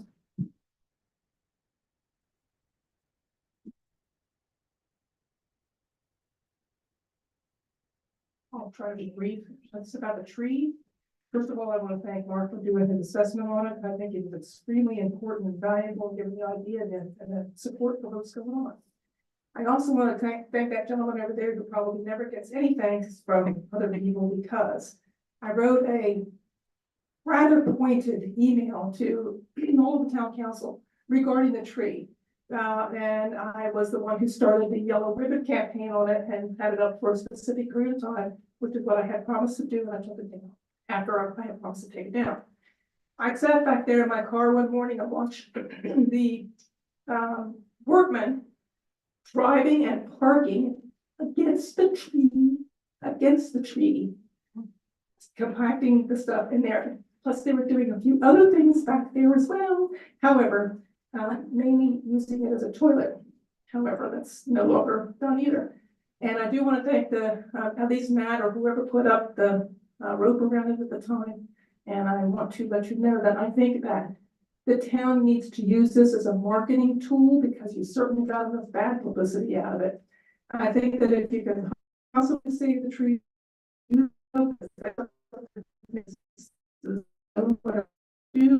put a logo planting around it, put a commemorative plaque out that talks about the tree and about, some of the other information about the town or receiving it. I believe that there should be a, area that is, dedicated to a female, historical, figure from the town. Perhaps pre-World War II or World War II, perhaps even Naomi McKemmy. We need to find a lady to say, this is a cool thing, this is the spot to be, it's our little park, and they're saving a tree. And name the tree, and then put seeds and trash cans and things on the outside of the zone. This would be a marketing situation because you could call the WBOC, who was one of the ones who was down here saying, oh, no, don't take it down. KYW, some of the ones from across the bay, WHRO, get them out here, do a big thing that says, whoa, look, see what we've done. Now, if the tree can't be saved, why don't you plant a new one? Take the old tree down or let it fall down when it does, plant a small new one and do all that stuff above up there and say, look what we have done, this is great. We need some publicity out of this thing because it's very important to save that tree. It could be a dedication, like I said, it could be refreshments, kinds of stuff, whatever you think that you want to do. But I really do want to thank you very much for putting that thing up there because it stumped those guys from parking in that area and squashing that area. Thank you. Glenn Smith?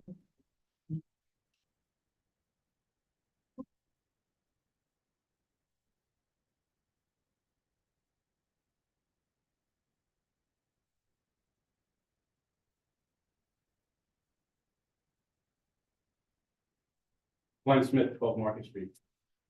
I've not come to many council meetings lately because I got tired of listening to the gnats in the audience. But after last month's meeting, I have to say, I will be attending more meetings in the future. The people in the audience from last month and even tonight, when things are going wrong up here and council people are trying to get a job done, please stop distracting and making comments about uneven things that don't matter. It's very distracting to us who are trying to pay attention. Okay.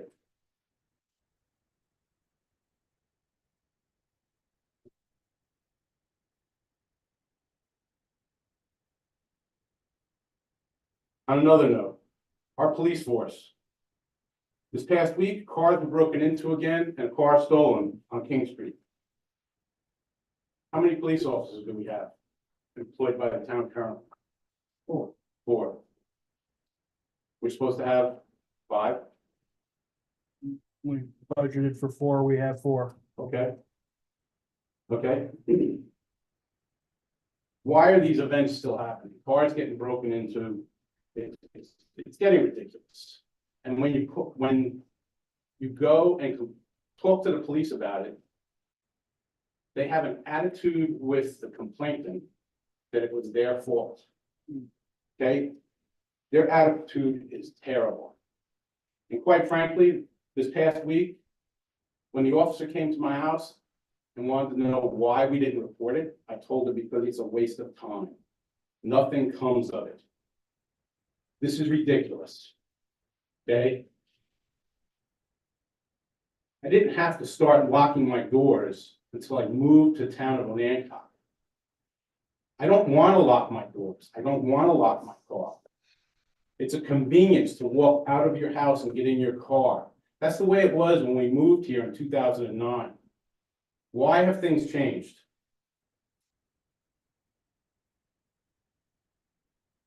There's been a lot of things happening in this town. There was murders, gang shootings, prostitution, drugs, breaking and entering into our businesses. This has all happened since I moved here. I think this has to stop. We need to get our police force out there to do something a little bit more than tickets for speeding and cell phones.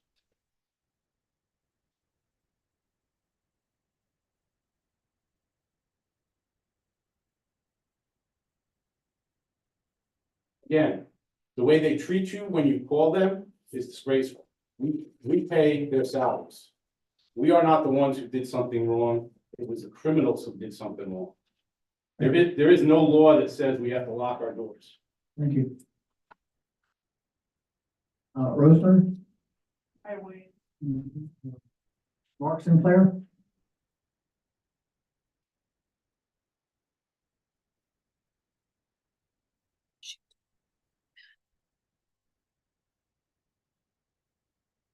Good evening again, Mark Sinclair, Ranger Circle, just outside of Hancock.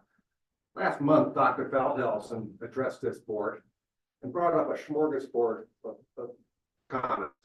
I'd like to repeat them. First one is the importance of being able to hear this council when you're watching from home on the internet.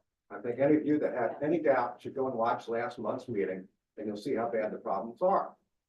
If that doesn't convince you, pick any other meeting and watch that. Second, he raised the issue of the building study of the Hancock School and the town building. I'm surprised it will only be through successful cooperation between the Hancock School and this town council that building will be here in 20 years. I think you all have the ability and the knowledge now to solve these problems, so I emphasize get together with them and solve these problems. Regarding the tree, I don't want to touch that third rail, but I'd have to tell you that looking at that whole parking lot, you need to plant more trees in that parking lot. It just is crying out for trees in a tree city. That needs trees. More trees should have been planted when you recognize the problem with the old tree. Last but not least, your Welcome Center. You all have talked quite a bit about the importance of lighting and having nice bold lighting that reflects the style of this town. I don't know who picked out the lights on that Welcome Center. They are horrible. Underline it, underscore it, hashtag it, do whatever you have to. Those lights are horrible. Tonight when you leave here, look at them. They are horrible. Truly, truly bad. Last but not least, when you ripped the front roof off of that building, you left a skid mark on the Williston building. That should have been addressed by now, and you all should have addressed it. Thank you very much. Have a good night. Patsy Feldhelsen? I'm good for right now. Right? Dana Simpson?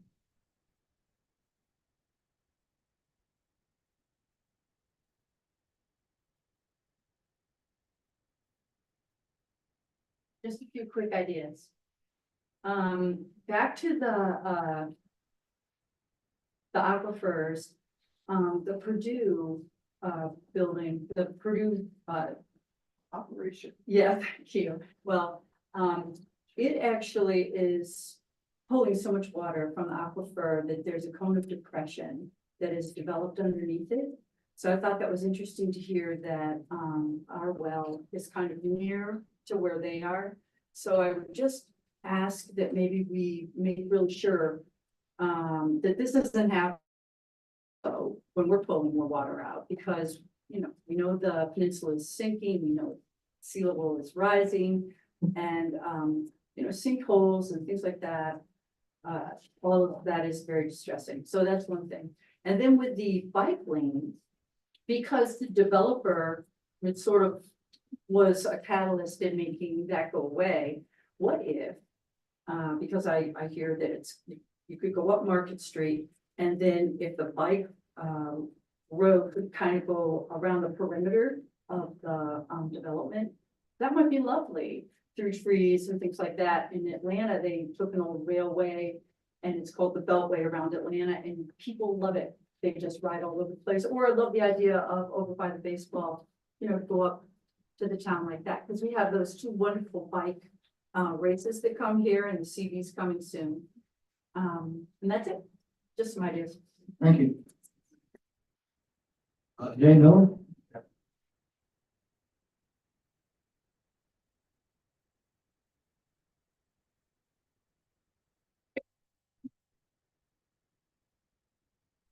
Jay Miller, 79 Market Street, and it's awkward because I expected to see Mr. McMillan here in order to ask a bunch of questions, and there's some odd things that I've seen going on.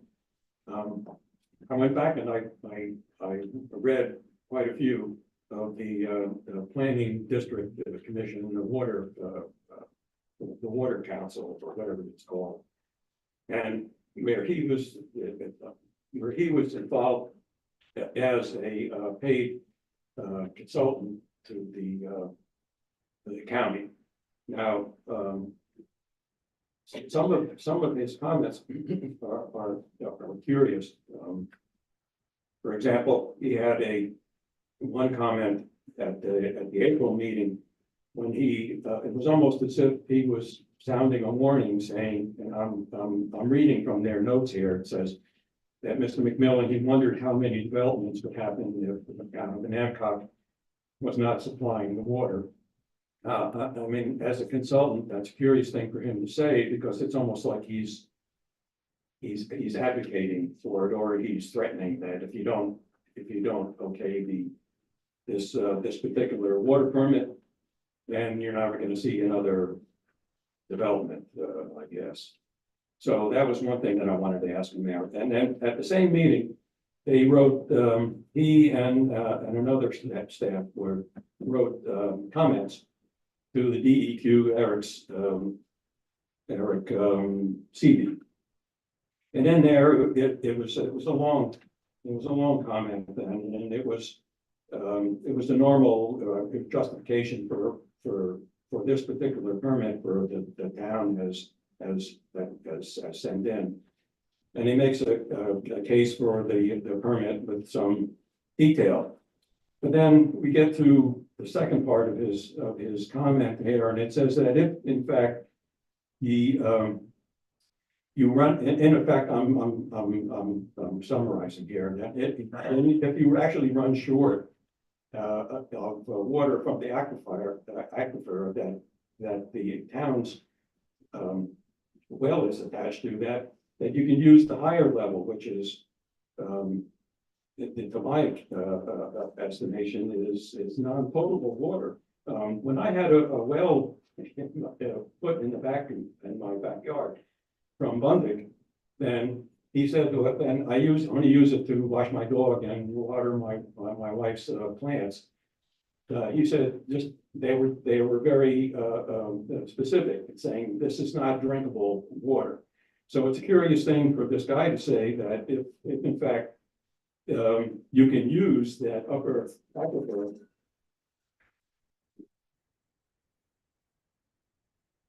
Go ahead and finish. All right.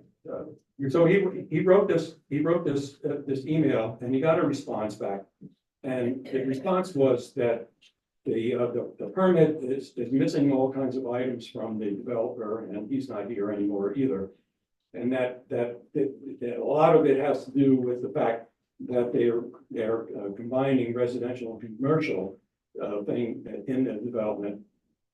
And that's screwing up the way the DEQ is viewing this whole permit. And oh, by the way, not so fast with using the top aquifer for drinking water. Okay. No, thank you. Okay. You know, I mean, so these are tons of questions, and it was just, ridiculous that he wasn't here on something so important. And he was injured and couldn't drive. Yeah. Well, then we should reschedule that. I'll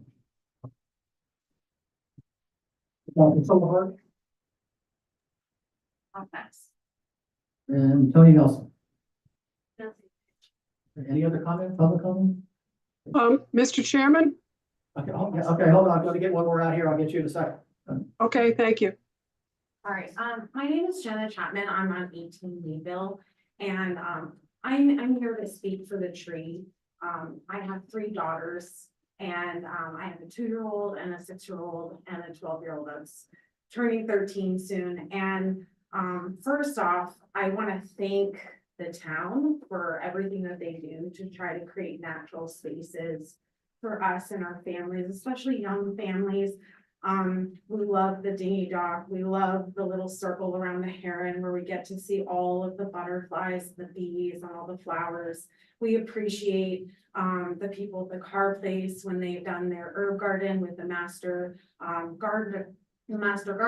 We love the historic Hancock School and the trail that they have. So all these little spaces, when they may not seem large, they have a huge impact on families. of all shapes and sizes. And I think that in saving the tree and saving the shade and the green space and everything that it provides, is just really, really important. So I hope that you will. I love hearing you guys talk about creating a fence. I also wanted to see if there is any way us as a community that we could come together and help fund the need for the fencing. I know that there are a lot of people inside the community and outside of the community that would give money to help support what you guys are thinking about in doing this. So I just wanted to offer that. Thank you. And I'm not sure who we have on the. Susan, Huh? Susan Mastel, looks like. Yes, that's correct. Thank you. Yes. Yeah, I wanted to respond to not the last speaker, but the gentleman before, about his concerns about the groundwater. Can you hear me? Can you hear me? Where's my speaker? We can hear you, but just us. Go ahead. We'll have to repeat what you say. No. Go ahead. Yeah. Oh, okay, so yeah, I'm actually on the groundwater committee. So I wanted to address the concern that the gentleman had raised about the Columbia or the surficial aquifer. Contrary to what many of the drillers here on the shore will say, it is perfectly potable water. It's very site specific in terms of the quantity and the quality of the water, but it's instantly replenishable with every rainstorm we have. And it is our way of making sure that we have sufficient water for our drinking water and for every other use on the shore. So we have to be very careful about our characterizing this, but there's a lot of good science on this. We're actually working on a testing program right now on residential shallow wells. So this is a mischaracterization that we have to make sure we understand what's going on. And I would encourage anyone who wants to come to the groundwater committee. We have meetings every month, and anyone is welcome to come and listen to discussion, ask questions. We're happy to provide any information to anybody, but it's not true that the Columbia is not potable. Thank you, everybody. Okay, thank you. The Columbia is not potable. So in short, the Columbia is potable. It's very site specific. Yeah. All right, any other public comment? Okay. All right, we're gonna move on to committee reports, personnel. Personnel really did meet this month and draft the town manager's evaluation. We will meet in closed session this evening to review that draft. Any other? Historic and Hancock School. Main Street. Main Street. Oh, I'm sorry. Main Street. Main Street has submitted the Virginia Tourism Micro Business Grant Proposal. That's a $10,000 grant with an in-kind 1-to-1 required match, so that in-kind match is covered. And that's structured to help market locations during the shoulder seasons. And the proposed projects for that grant proposal were Valentine's Weekend in Hancock for year 4 of this promotion. The design and printing of 2 seasonal rack cards, one for fall, winter, and one for spring. And they will be changed seasonally at welcome centers.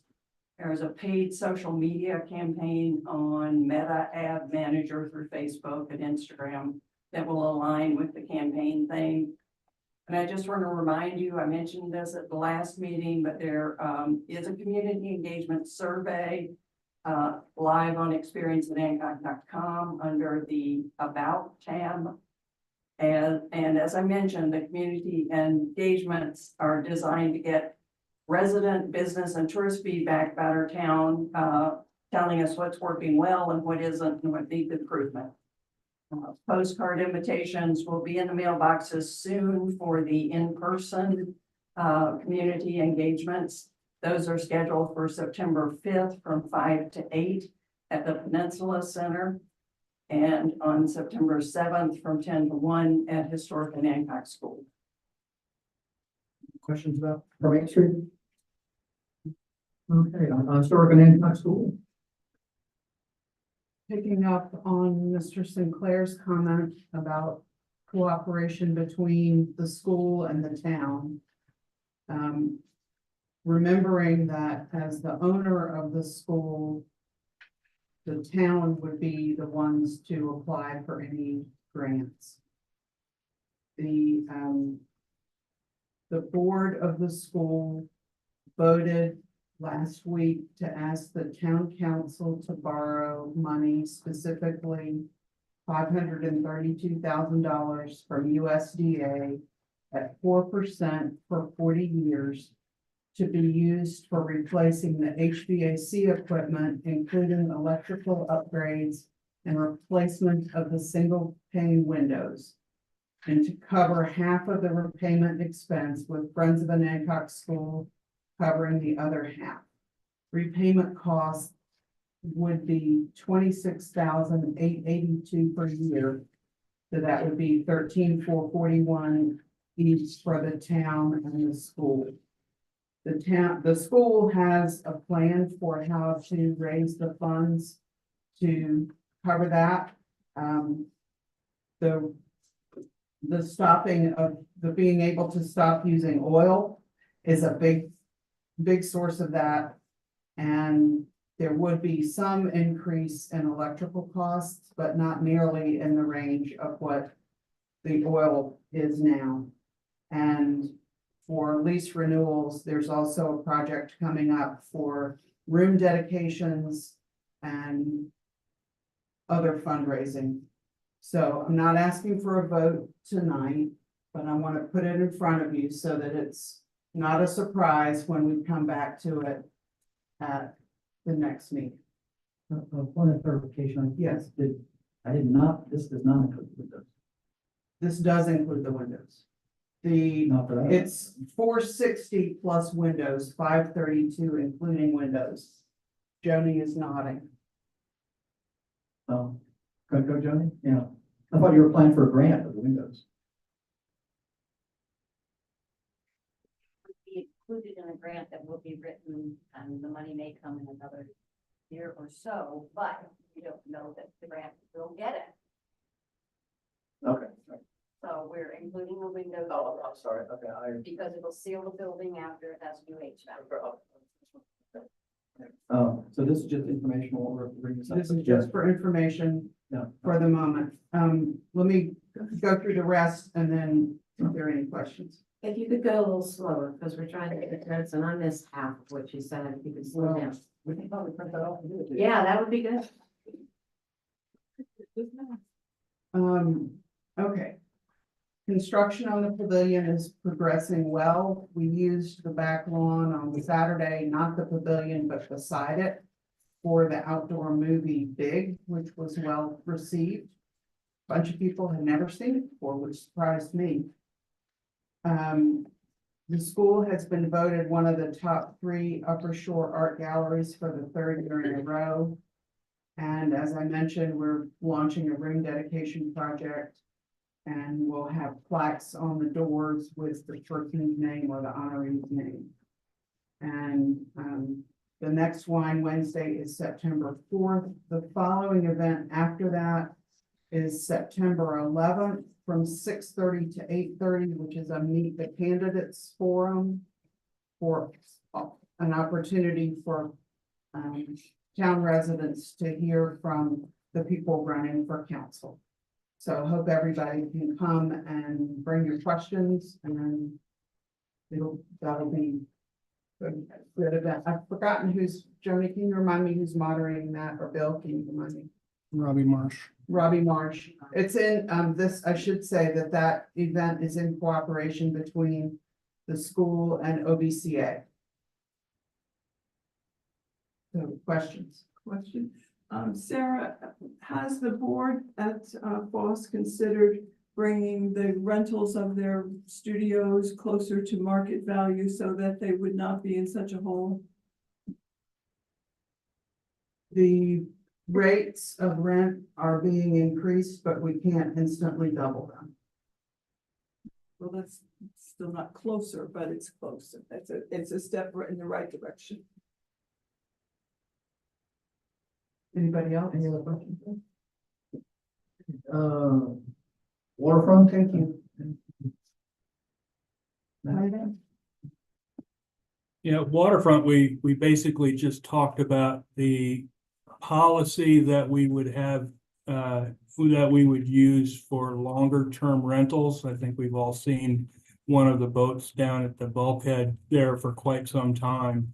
And we're a transient only, marina, so that what the group ended up deciding was that the floating docks, because they were funded with federal and state dollars, will remain transient only, and transient according to the Virginia Port Authority means 8 days or less. So once, but the bulkhead and the M1 slip, which is the slip near Mallards, those were paid for with our local tax dollars, so there's no reason that we can restrict. So if a boat wants to stay for a longer than 8 days at the bulkhead or on M1, they felt that that was perfectly appropriate. So that was the extent of the conversation, other than deck boxes and garbage cans. Just an observation, that with the bulkhead spot occupied all the time, the Sunset Park is kind of a boat view instead of a sunset view. Yeah, and that's when we talked about the Sunset Park, we knew that there was, we rent that space for about 81 days a year over the last 5 years. That's the number. So the other 284 days, it's there for everybody to review, to enjoy. This is an anomaly. I don't see this happening again, but we got somebody that just emailed and asked if they could put their catamaran in there for 4 months. So it's something that's happening, and we want to make sure we get out in front of it with policy, not chase it down with the problems. Any other questions about the waterfront committee? I think I skipped the planning commission, but the planning commission was mostly involved with right. Yeah. What you already heard about. And last, economic development. How we did not meet. All right, we've already had public comment, my mayor's report, I guess, a couple things I would like to, mentioned earlier, I'd like to schedule some extra meetings here to we've got a lot of stuff going on. It gives us a chance to come back in 2 weeks and decide some of these things. That it would be my feeling would be a limited meeting. We would not have committee reports. We would probably not have, public hearings. It would be more of a combination town council work session. The first meeting would be on September 9th at 7 o'clock. And I'd also like to do one scheduled in October, but I don't have my calendar on my phone is not working. Somebody 14th. So basically that's 2 weeks after, So I'd like to schedule those 2 meetings. I guess we need to advertise them. Yeah. And I need some help. We need to. Yes. The 14th is Columbus Day or Indigenous Day. The office is closed. Holiday. Is that a problem for anybody or? What's a problem for me because I won't be here in Yeah, town. we won't be listening. About Tuesday. Can we do it that Tuesday? 15th? Have a problem with that? Can we come back? That's the council. Well,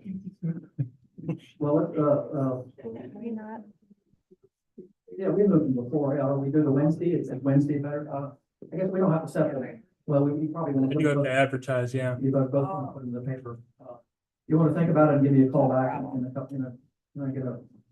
Yeah, if you guys just pull, I can put it in the paper. It just needs to be Tuesday, okay? Okay. Tuesday, okay. Tuesday, the 15th. 15th, that's the meeting in the middle of October, yeah. Yeah. Like I said, that's gonna be, so the question is what we've discussed some things here. We need some help with setting the agenda for that. I guess, we need to talk about this parking ordinance. Is that correct? On the 9th, yeah, and then the water situation. I assume that the developer is going to apply for this permit for, this, thing from us. Yeah, I have a formal application. I just We wanted, have a formal application and, so I think we need to discuss that at that meeting. Should we do that on the 15th after we know what everything is done? Well, we can put it on the 9th and talk about it. Farmers market on the night. Yeah, the farmer's market on the 9th, I don't think that's gonna be a problem. Well, I just want to make sure it's included. Yeah, farmers, I'll put that on there, And then, we need to talk about the school presentation, or we can, it's up to council. Yeah, the one thing I did not mention on that is that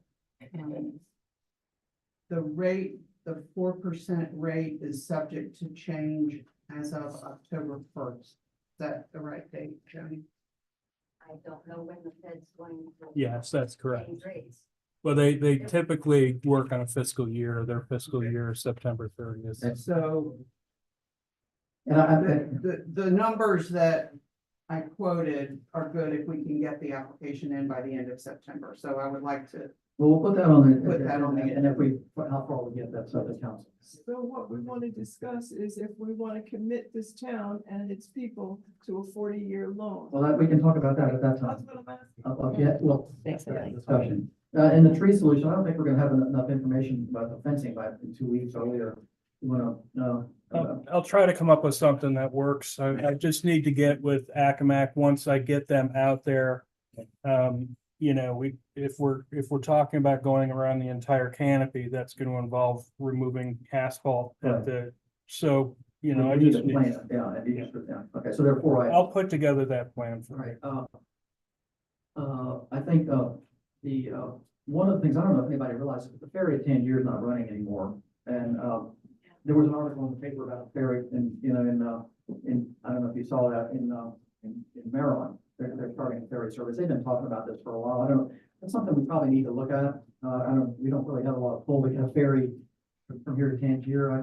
It'd be nice to talk to somebody on Tangier, what the status is with that ferry. I mean, I'm happy to talk with Mark. Can you find out what's going on? Because that's a big. I know what's going on, but so I can talk with him to find out if there's a way to get another operator. Yes, yeah, I mean, I think it's a big. Maybe somebody please. Lisa, yeah, I know, I mean, it's a big boom to the town. It really is. It helps us, yeah. So, I think that needs to be looked into, definitely. Somebody mentioned about the lights on the well, they're not the lights that we're gonna keep on the Welcome Center, like, they're not even dark sky compliant, correct? They're not, but Yeah. I hope with the effort that we put into the community selecting the light fixtures for downtown, that we would come up with something a little bit more. Yeah, they were fairly inexpensive, All right, that's all I have. Town manager report? I'm gonna race through it. The IRF, which is the loan fund for the Lilliston building, we've distributed $602,000 so far, and I just submitted for another 300,000. So they've got a ribbon cutting on September 14th for the office, and it is spectacular. They did a beautiful job. The police department is actually moving along.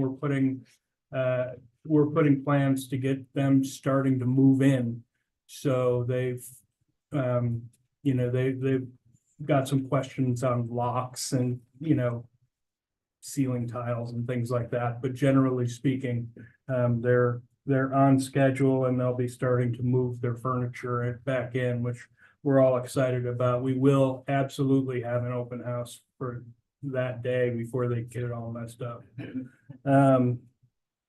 The Welcome Center, I don't know if you've had a chance to go in and see it, but it is really, really, really gorgeous. So please take the time to do that. I know that we've got some things we have to take care of. And as far as like unsexy things, we've got to get a grinder pump out back. And the tank for the grinder pump is a month out, and we're in order to do that, we don't have any sewage. So we're working on fun things like that.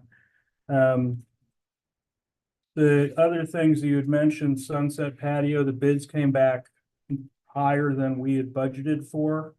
But we have other places where it came in less than.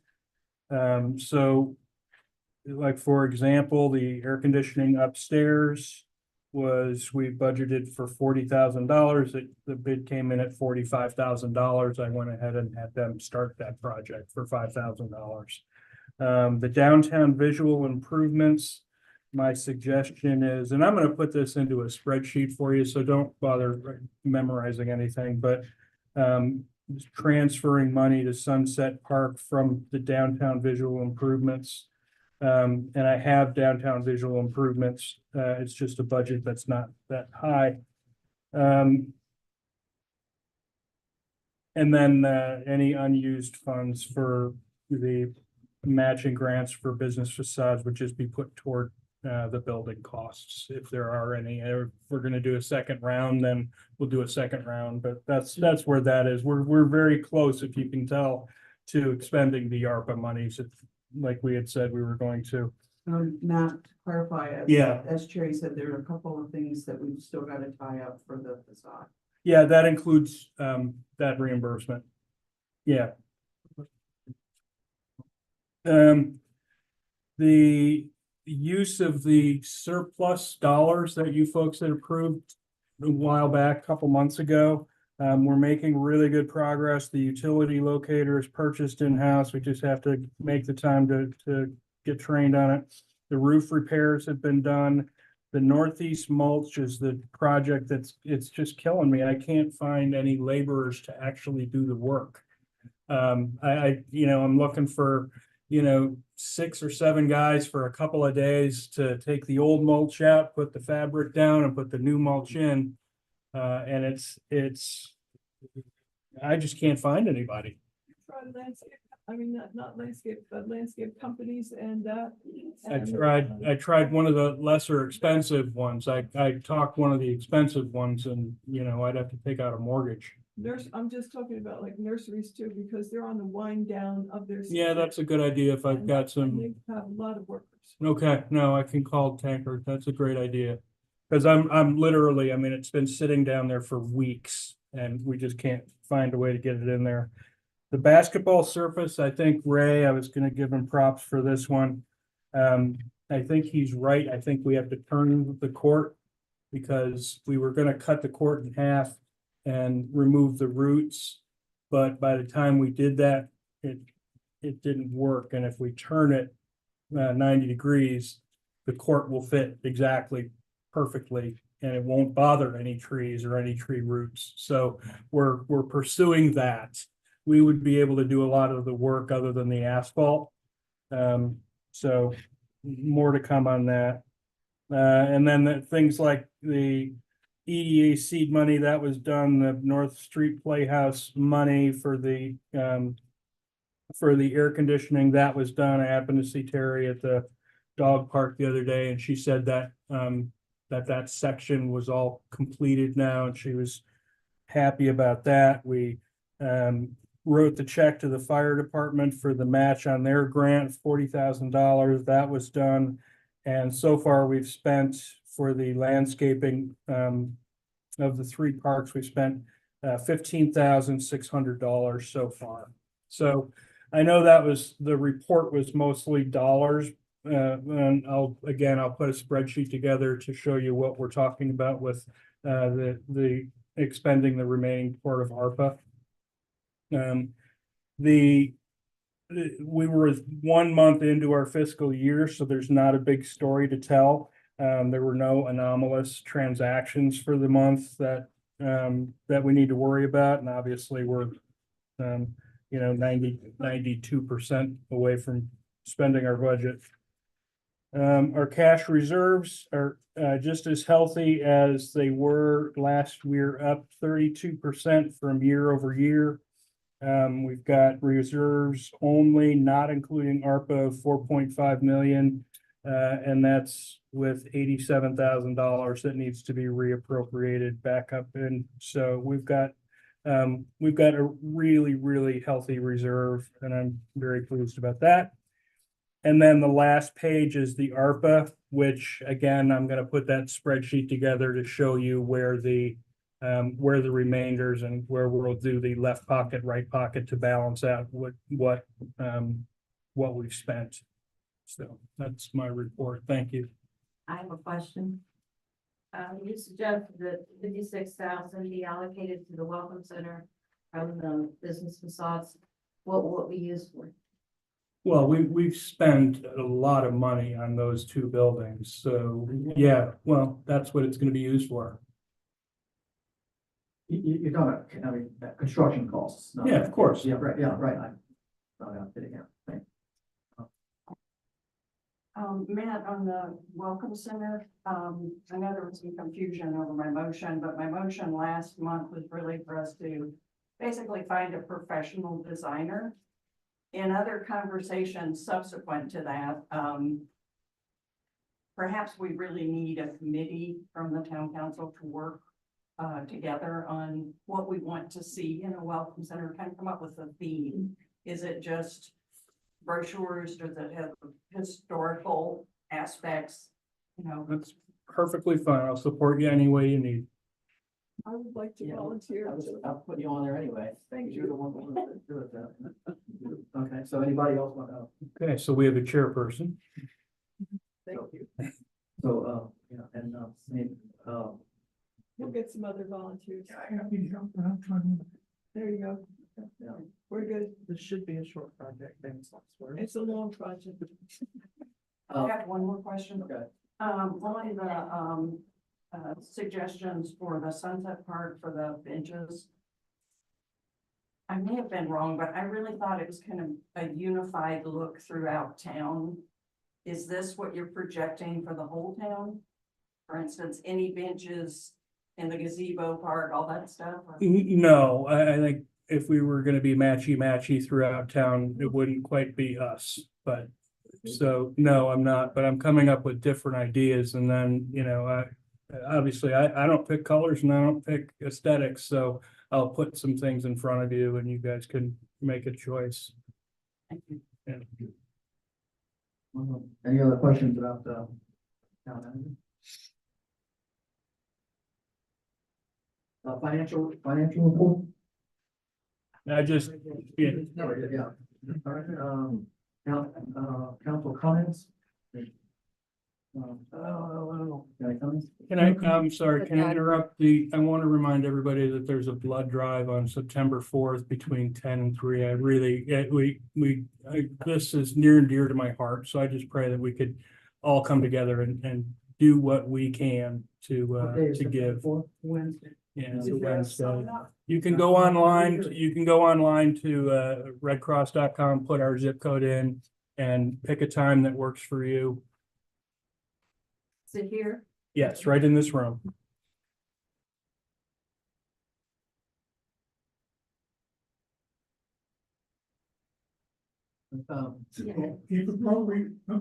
If appropriate, I thank everyone for coming again this evening. I think the more people that come, the more informed we can be and the more information about what we're doing gets out in the town. So I thank you for coming and I hope to see you again on September 9th and failing that, the next town meeting. Sarah? No, thank you. Nate? I'm happy to see that we're gonna go to 2 meetings, at least for the next 2 months, so that we can actually accomplish something and work through things and not have it thrown on the desk and make a decision. The other thing is, Terry knows where the cannons are, balls. cannon Cannon balls balls. are, and not giving up that information until we get further information on. the We're gonna cannon need a itself. big, what is that, Magnet? when you go to look for stuff in the sand? Oh. The metal detector. Metal Go to detector. the real big We one. know where it is. We know don't where have it to is. look. Well, we want I know where the cannon is. I've talked But I about know it. where the cannonballs are. So, yeah, do you want me to, do you want to bring us up another meeting, talk about the cannon, or do you want to? I really would like to get that settled at our next meeting. Okay, we'll talk about that. Thank you. That should be it. I'm coming. Okay, that's fine. Thanks. Okay, now, Kitty? Yeah, on my comments, and someone else mentioned this, where are we with our wayfinding committee? I believe Mavis was in charge of that. Have you Oh, heard no, I about that? was not. No, I was not. Was That was fine. Sarah made herself in charge of that and made decisions unilaterally, and I just walked away. Well, the last part of that's true. Right? And the third part was also, because No. a lateral decision. Okay, let's get. We're getting tired here. You're making comments here. You asked for a question, you asked a question and I answered it. That would happen. We need to finalize, we're close. Okay, my other question, Pat, you had mentioned some time ago that, there was a street light that would be put up. Corner of Ames or somewhere like that. Street sign. Sign. And yes, the poll came in, I'm gonna say yesterday, and I got permission from VDOT to put the first one up, and then we've got 14 others, but the first one will go up. So the guys are working so incredibly hard, but this one, we now have the tool that they should be able to go and make fairly quick work of this, so. Could you just email us when it goes up so we know to go look? Yeah, absolutely, absolutely. It'll be a big day. for Yes. me anyway. I want to thank Mr. Sinclair for pointing out about the sounds on the video. The past 2 months have been, you can't understand, and I'm concerned, Mr. Spock, that you have your microphone in a position where you're still not being, if you notice, the rest of us have it right in front of us. You especially, we could not hear, Nope. so we need to work on that. Excuse me? Can't hear on tape, please. No. Yeah. Not at all. And I share Mr. Smith's concern about a fifth police officer, and I've discussed this with the mayor. And, safety is our first concern. That's what, you know. I agree. I'm out of line, you know. I'll go into it. So, I also would think that we need to publicize the 2 vacancies that are on the planning commission, ask for resumes, and let's get those positions filled. We have 2 vacancies. Well, the mayor filled one. I was just looking at what's on the website. The mayor filled. Yeah, the mayor filled one, so, Only one side.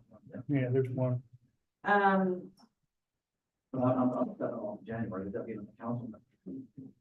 I also think we should hire a water engineer and a hydrologist, and I know you're probably starting to be thrown on about that, but I think that is our fiduciary responsibility, our due diligence to know if our infrastructure is supporting increase in the water. Well, you need to make a motion for the next meeting. I will. Also, I'd like to see a strategic plan. This is my last one. Thank you for bearing with me. A strategic plan, a survey, and a comprehensive plan. That we have a plan, what we're doing and where we're headed, what we need to do. Thank you very much. Thank you. Thank you. Thank you all, by the way. I'm glad you're up there. We are scheduled to go into closed session. If anybody want to put that on the deeds or. It's only 10:50. I think Cindy was in a lot of work. Let's see what she's doing. Give it a few minutes. 1 second, please, everybody. I move we enter closed session to discuss personnel matters as allowed for section 2.2-3711.A.1. Is there a second? I second. All in favor? Aye. Aye.